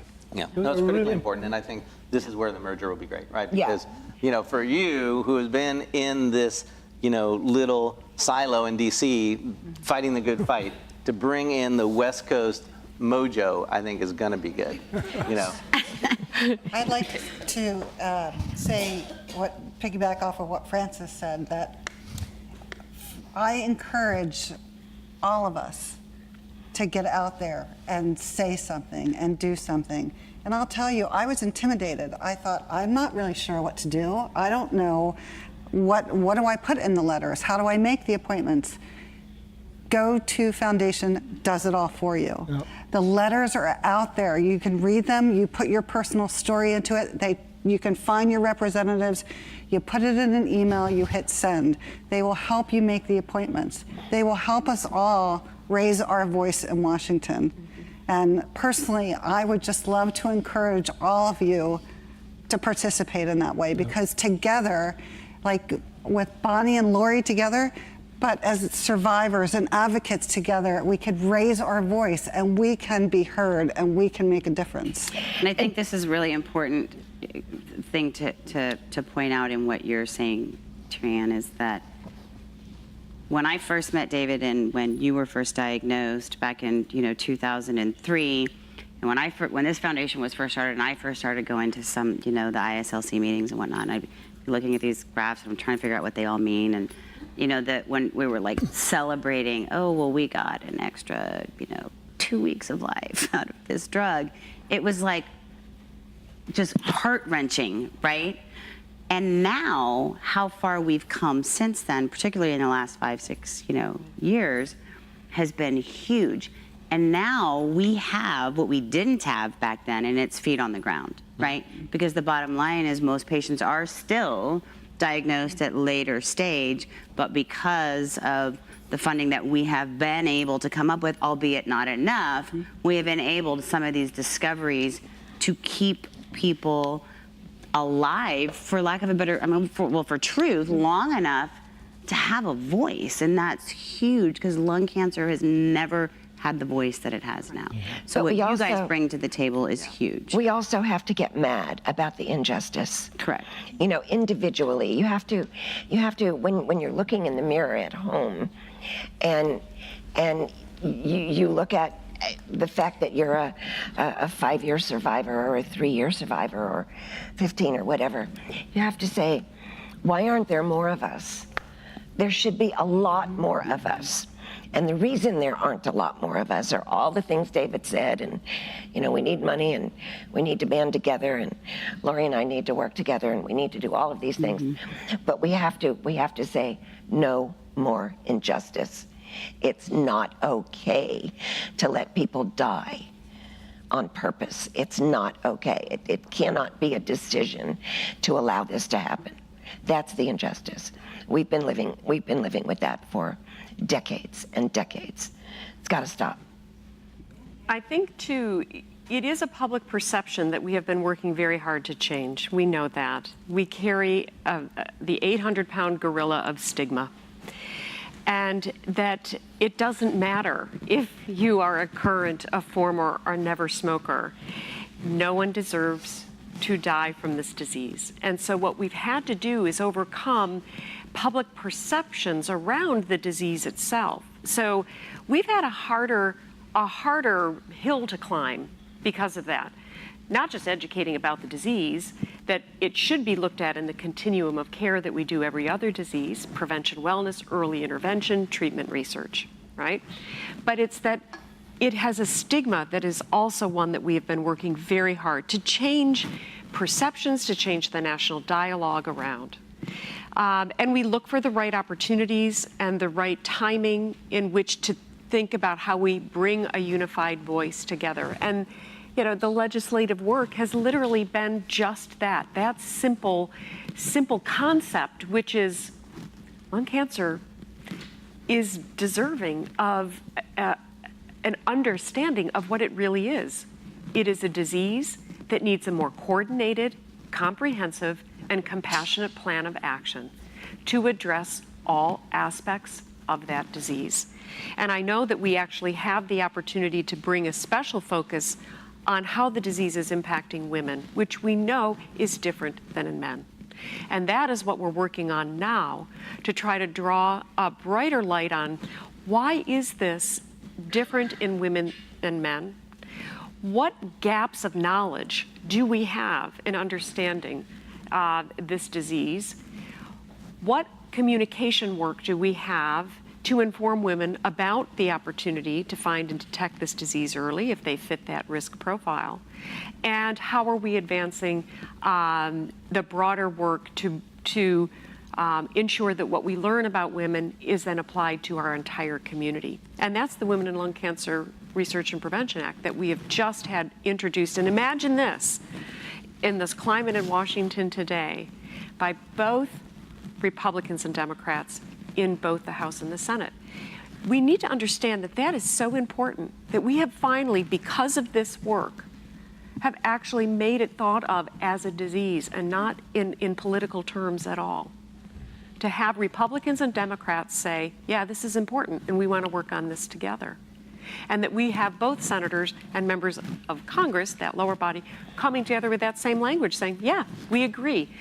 We need to understand that that is a huge victory for us, because we have cut through some of that nihilism and some of that lack of understanding. And so that's one way to get involved and take action that you'll see that we've been able to initiate just this past week.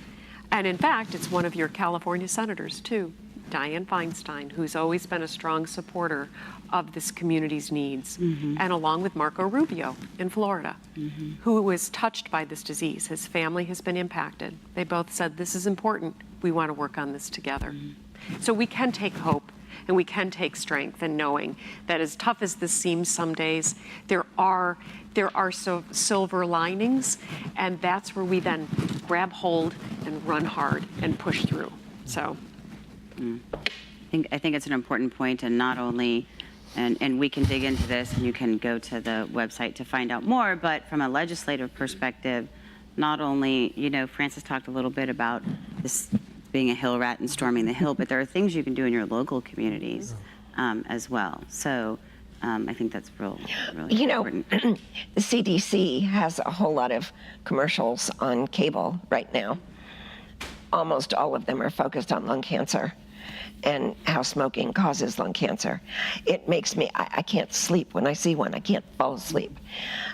Letters to the CDC too, and others that are promoting the stigma while we're over here trying to bury it. There's others just promoting it. One of them is just horrible. This woman is holding this tube, her lung tube from surgery. They hone in on her back and shows the big scar and all these whatever. And it's a smoking cessation ad for the Center for Disease Control. And then they have another one that says that this is actually the right one, that says that cigarette smoking affects every organ in your body. Well, why don't you say that more often? We don't ever want to sound like we're promoting smoking or defending it, but it's a bad actor, but it's not just about lung cancer. Well, and I think there are so many ways that, stigma obviously we know is a huge, huge problem, and I think sometimes those are pretty blatant, right? Blatant and obvious kind of ways that we see it, but some things that we don't see and I think are not intentional are even some patients identifying as, I have never smoking lung cancer.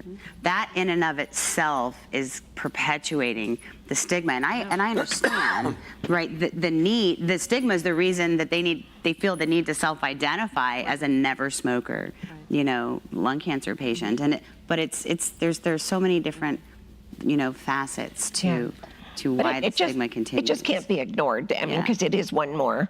It is one more thing we all have to deal with every day that's keeping us from getting, lung cancer into the 80 and 90 percentile, which is where colon, breast, and prostate cancer are. So we know it's possible to get this disease to an 80 or 90% survival rate. It's definitely possible. And we have to focus on the things we need to do to get it there. Because it can be done. It's not like it's never been done before. Yeah, I agree. I want to take just a quick pause to make sure that nobody online or in the room, Ron, do you want to grab a mic for me? I think it's fortuitous that this is the GO2 Foundation, and the House bill is H.R. 2222. Oh, that's a comment. Interesting. Did you just Google that? Love it. Yes. Okay. Does anybody have any questions before we kind of move on with any final comments from the panel? Katerina? This is a really basic question, but I talk to everyone, hairdressers, Uber drivers, about lung cancer, and I've gotten some people come up and say, oh, so-and-so in our family just got diagnosed, and I go, Bonnie Addario, look it up right away. It's from, down in LA to wherever I've been. So what do I say now? GO2Foundation.org or .com, like? GO2Foundation.org. So GO2Foundation.org. And don't say Lung Cancer Alliance or Bonnie Addario. You can still say both. They'll all route. They'll all route to. I'm just trying to have GO2. like a very simple, quick go-to. Yeah. Say go-to. Well, there you go. Go-to. And But you know what I mean? Like, I don't want to take away Lung Cancer Alliance, Bonnie Addario, all of your. But it'll go to a link, and I agree with you because we just had an event, and it was in the newspaper, and it just said go to, and we probably, because it's still early on, should have said formally known as, whatever, because we don't want those people that have been our followers for a very, very long time to not understand that GO2 is us, and the same with Lung Cancer Alliance. Exactly. And we have a really great ad that's like, logo plus logo equals new logo, right? Yeah. And we're still, this is going to be a work in progress. Yeah. I mean, so everybody understand, and when we are together, we are as one, we are moving forward as one, but for it to actually appear that way and for everybody to know it is that, we understand it's going to take a while. But if people use Addario Lung Cancer or Lung Cancer Alliance, it's still going to go to GO2. It's going to get routed there because all the links are on and everything's going there, whatever you call it. What? Yeah. Nothing as you know it, whether you've gone to formerly the Lung Cancer Alliance, website and or the ALCF one looking for one thing or another, nothing's going to change. Everything that was there historically has been there, will still be there, just as we continue to work to build out our complete website. The GO2 Foundation website will still reroute you as needed to the living room or to whatever they're trying to get to. It'll get there. Go ahead, Barb. Yeah. So like how do you get the word out? I mean, the screening that you talk about, to me, that has to come from the patient. That it's got to be sort of grassroots, bottoms up, because I don't know that the physicians they've got so many things they're thinking about. Your average primary care physician is not going to be looking for this. I mean, we know that most of the misdiagnoses and undiagnoses have happened because they're not looking for it, especially in someone who's not a smoker. And I'm not saying that, it's just, they don't look for it. So how do you get that groundswell? How do you get that awareness? I mean, I had a career in marketing, and I know it's hard to you do stuff on late night TV because it's cheap, but like, how does that happen? There are three places, if you think about it. It's general national awareness. It's direct outreach to the primary care community, and then it's tailoring messages to those who are at a specific risk. Okay.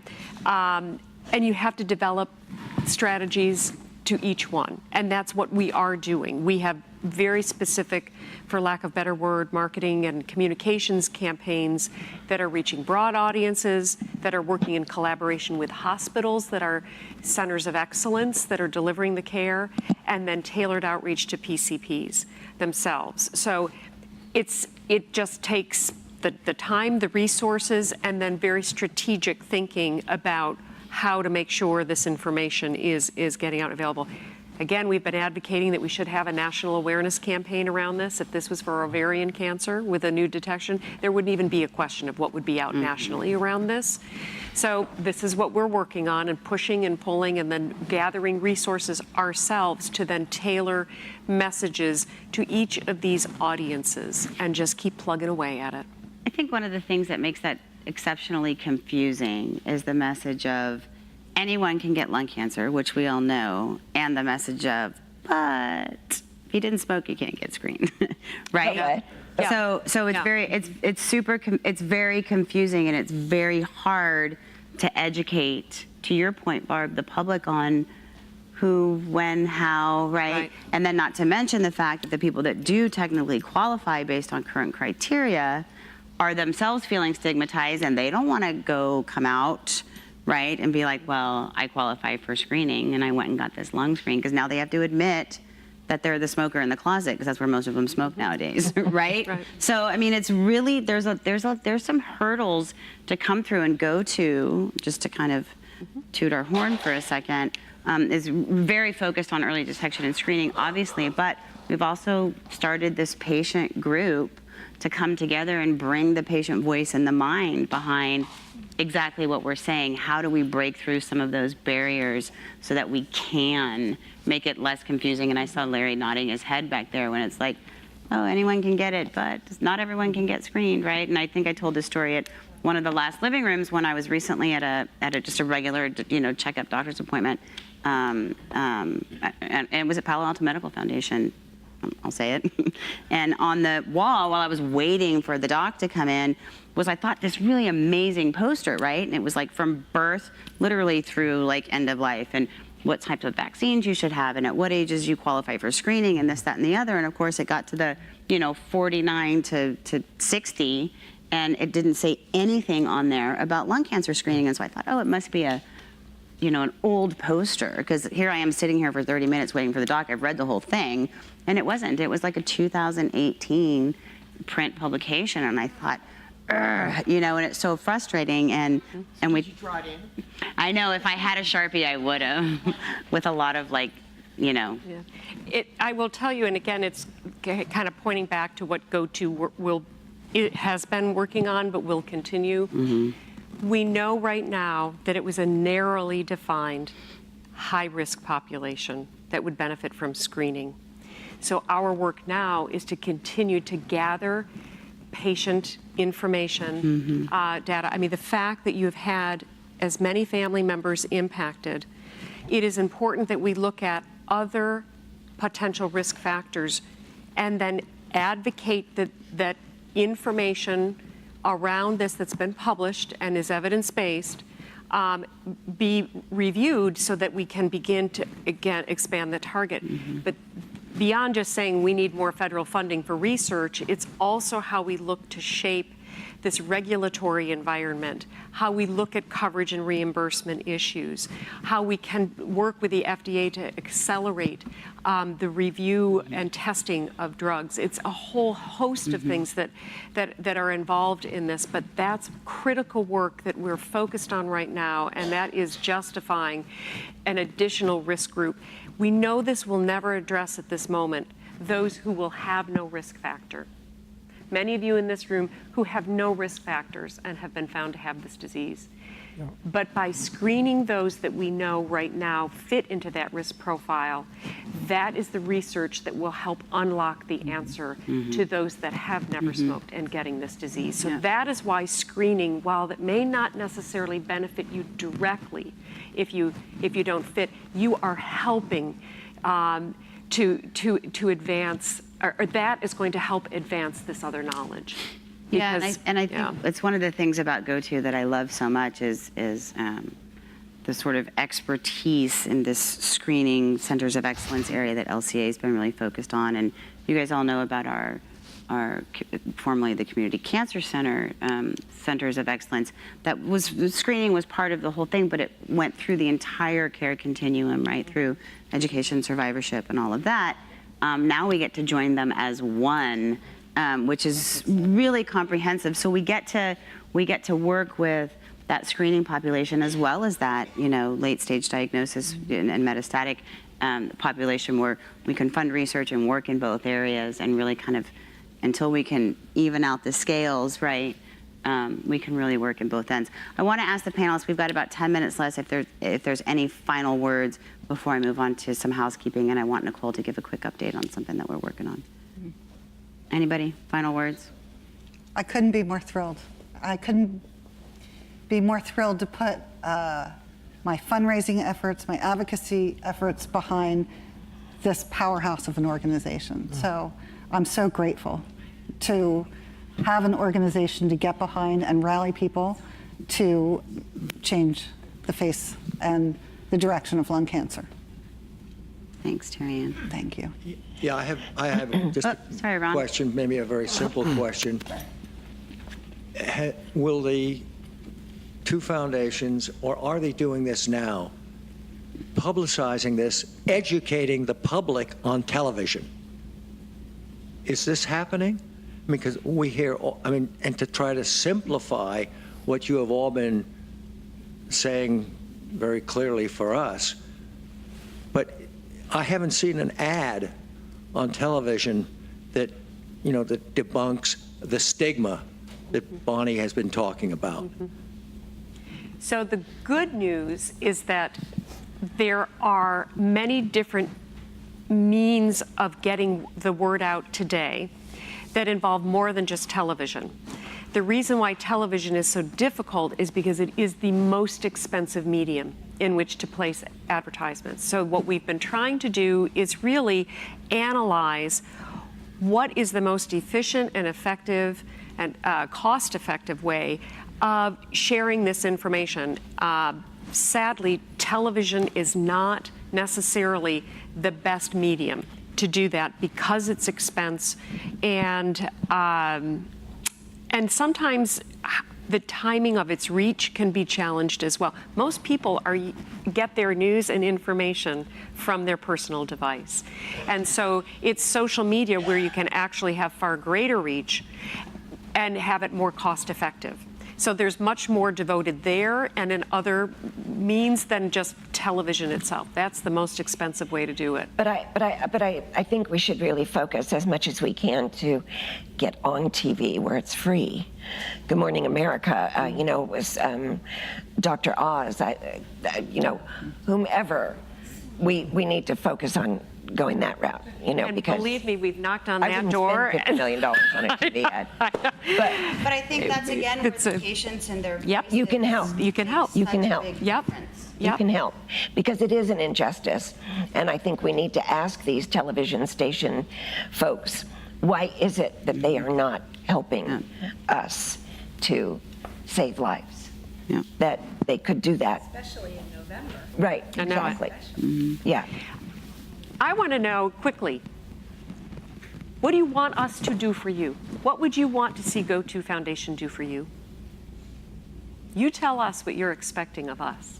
We've been telling you what we hope to achieve. What do you want to see us achieve? Larry, okay, Larry, Larry, get that man come at us. Come at us. We're ready. We're strapped in. We're ready. Well, I think the biggest challenge for any lung cancer patient is their oncologist knowing the benefit of what this organization can do for their patient. Mm-hmm.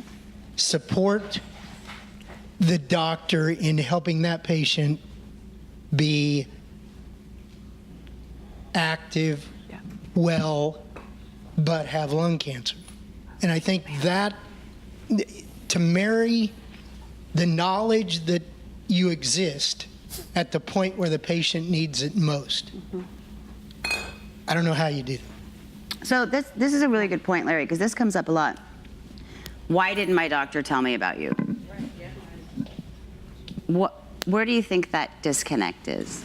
Even with physicians who know us. Yeah.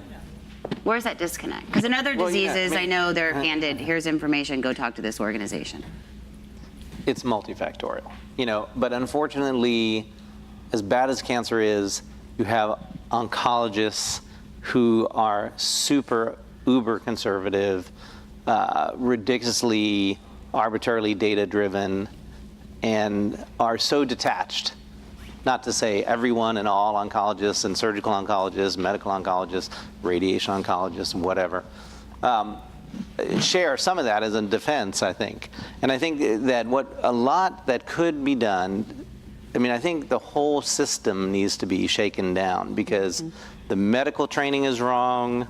You know, the way we approach thinking about trials, not to mention, of course, the endpoints half the time are wrong, so there goes billions of dollars down the drain, even though the drug could be repurposed or was showing some effect, or they didn't have a biomarker, whatever. You know, but we made some progress there. But even just the way we think about, you know, the patient as advocate, that's where, you know, you guys have been rattling the cage for a long time. But I think it's falling on deaf ears. You know, the medical oncologists don't care. You can show them data, and if it's not prospective randomized data, you know, published in the New England Journal, it's like, no. Anecdotal. You know, I don't think I believe that.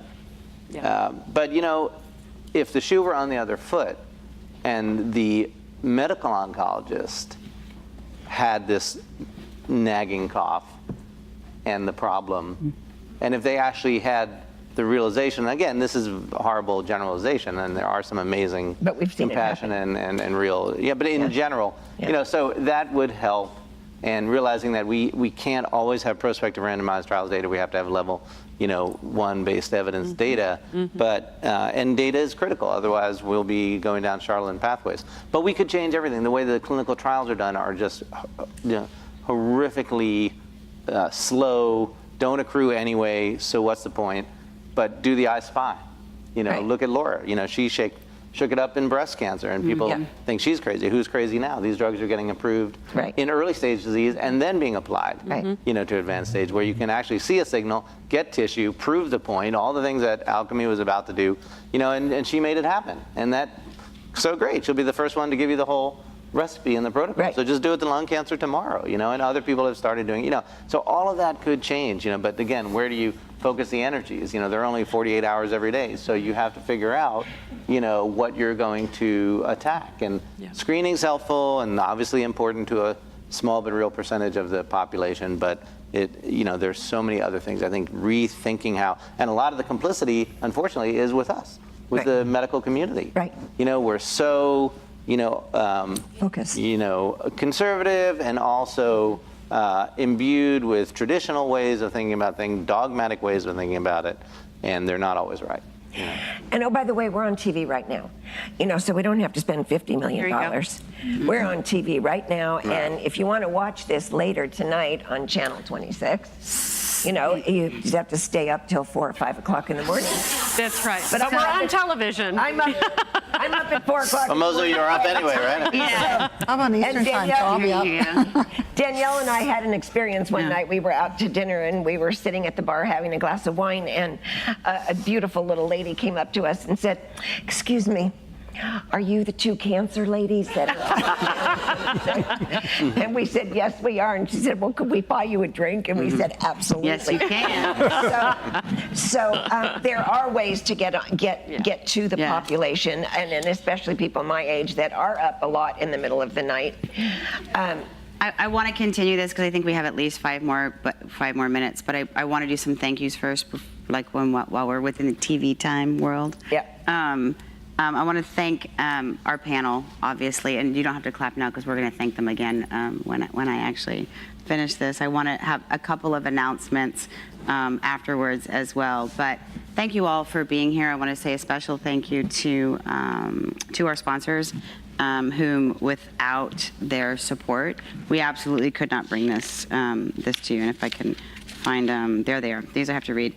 Bristol Myers Squibb, Lilly, Novartis, Genentech, Merck, Astellas, Celgene, Tesaro, Takeda, Medtronic, Boehringer Ingelheim, AstraZeneca, and AbbVie. I think that's a really important list because I think it points back to all the people who are out there, right, wrong, or otherwise, in the way that they're doing it, are fighting for this disease. And I've said it before, and I'll say it again. When I first entered this space 11 years ago, and I went to my first ASCO, hardly anybody had anything in the pipeline for lung cancer, and now you're hard-pressed to walk by a single booth where they don't have multiple things in the pipeline trying to fight this disease. So a huge, huge thank you to our sponsors who are finally also listening to us and putting their money behind things that matter, and that's programs like this for the patients. So huge thank you to them. I want to switch off to Nicole really quick and ask her to talk a little bit about our ambassador program as well as the National Advocacy Summit that is coming up in July. Yeah. We've heard from a lot of you since the merger about how you can get involved with, our new mission and support the work that we're going to be doing.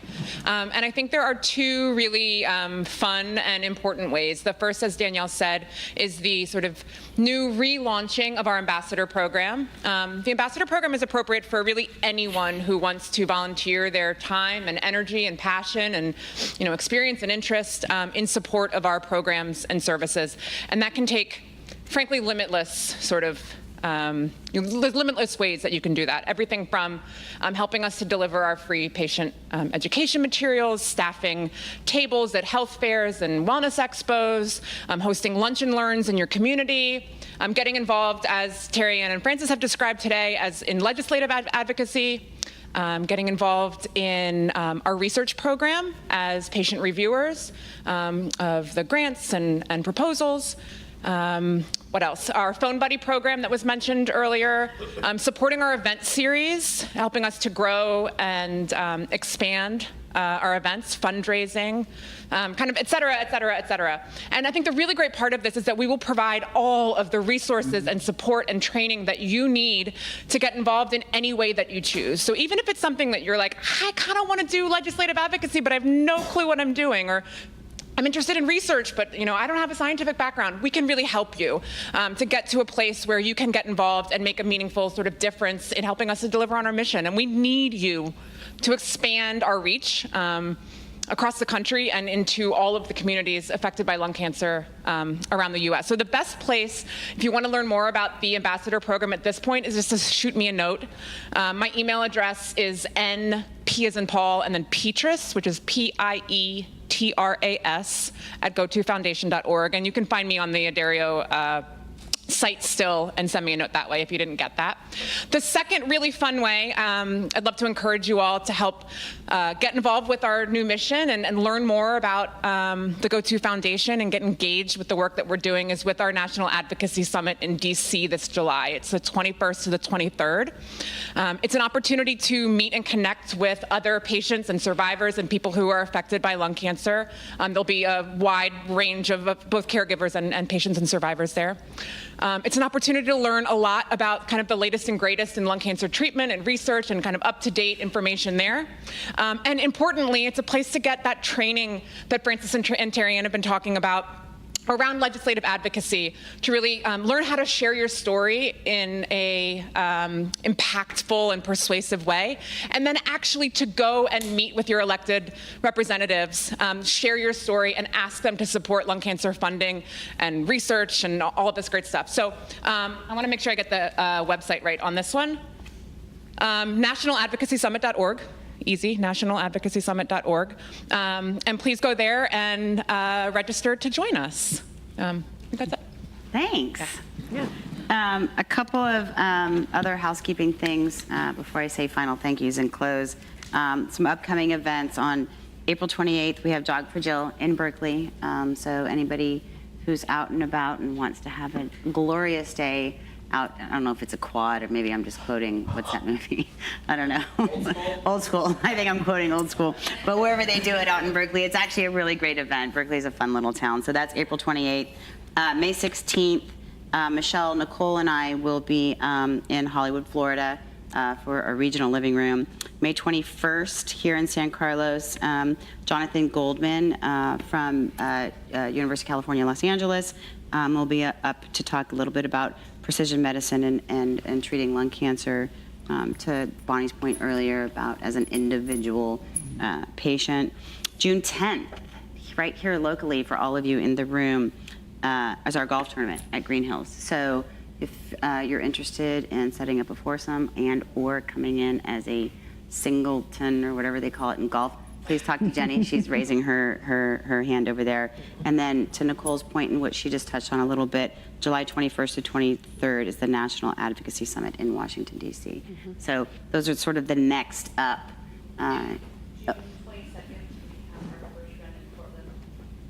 Oh, so in Portland, I don't know anything about this, and it's not on my piece of paper. So, we're having our first ever event in Portland. I don't know if Lanny, if you want to. The East Coast office had done it before, and we're partnering with them and doing it up there. Okay, there you go.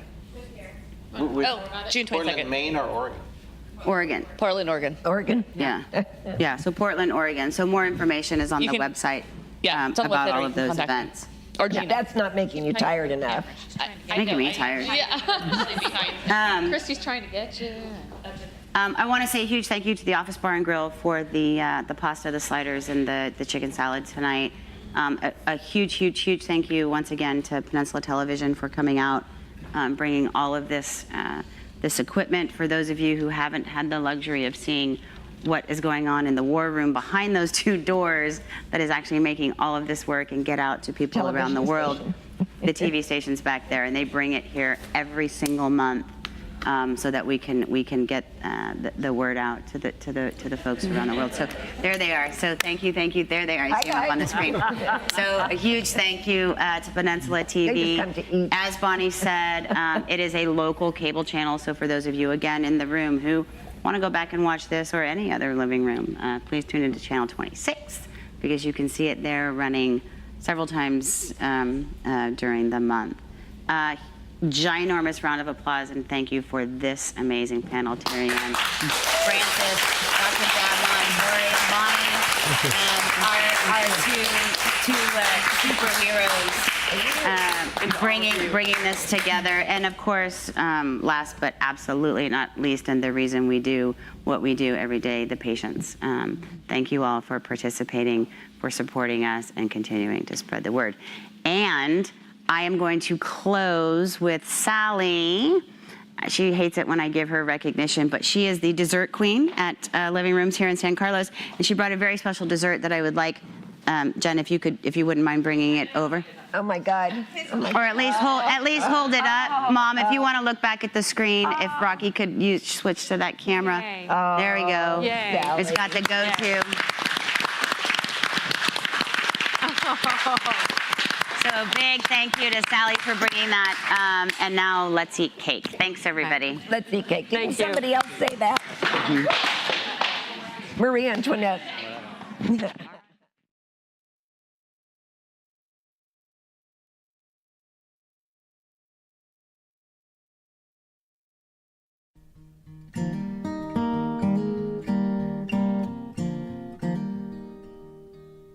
Oh, I'll be brave if you're brave. I'll be brave, but only if you're brave. And it could be just you and me. We'll be family. Just wait and see. So I will fight if you'll fight. Yeah, I will fight, but only if you'll fight. Oh, we can make it through this like sailors in a tempest.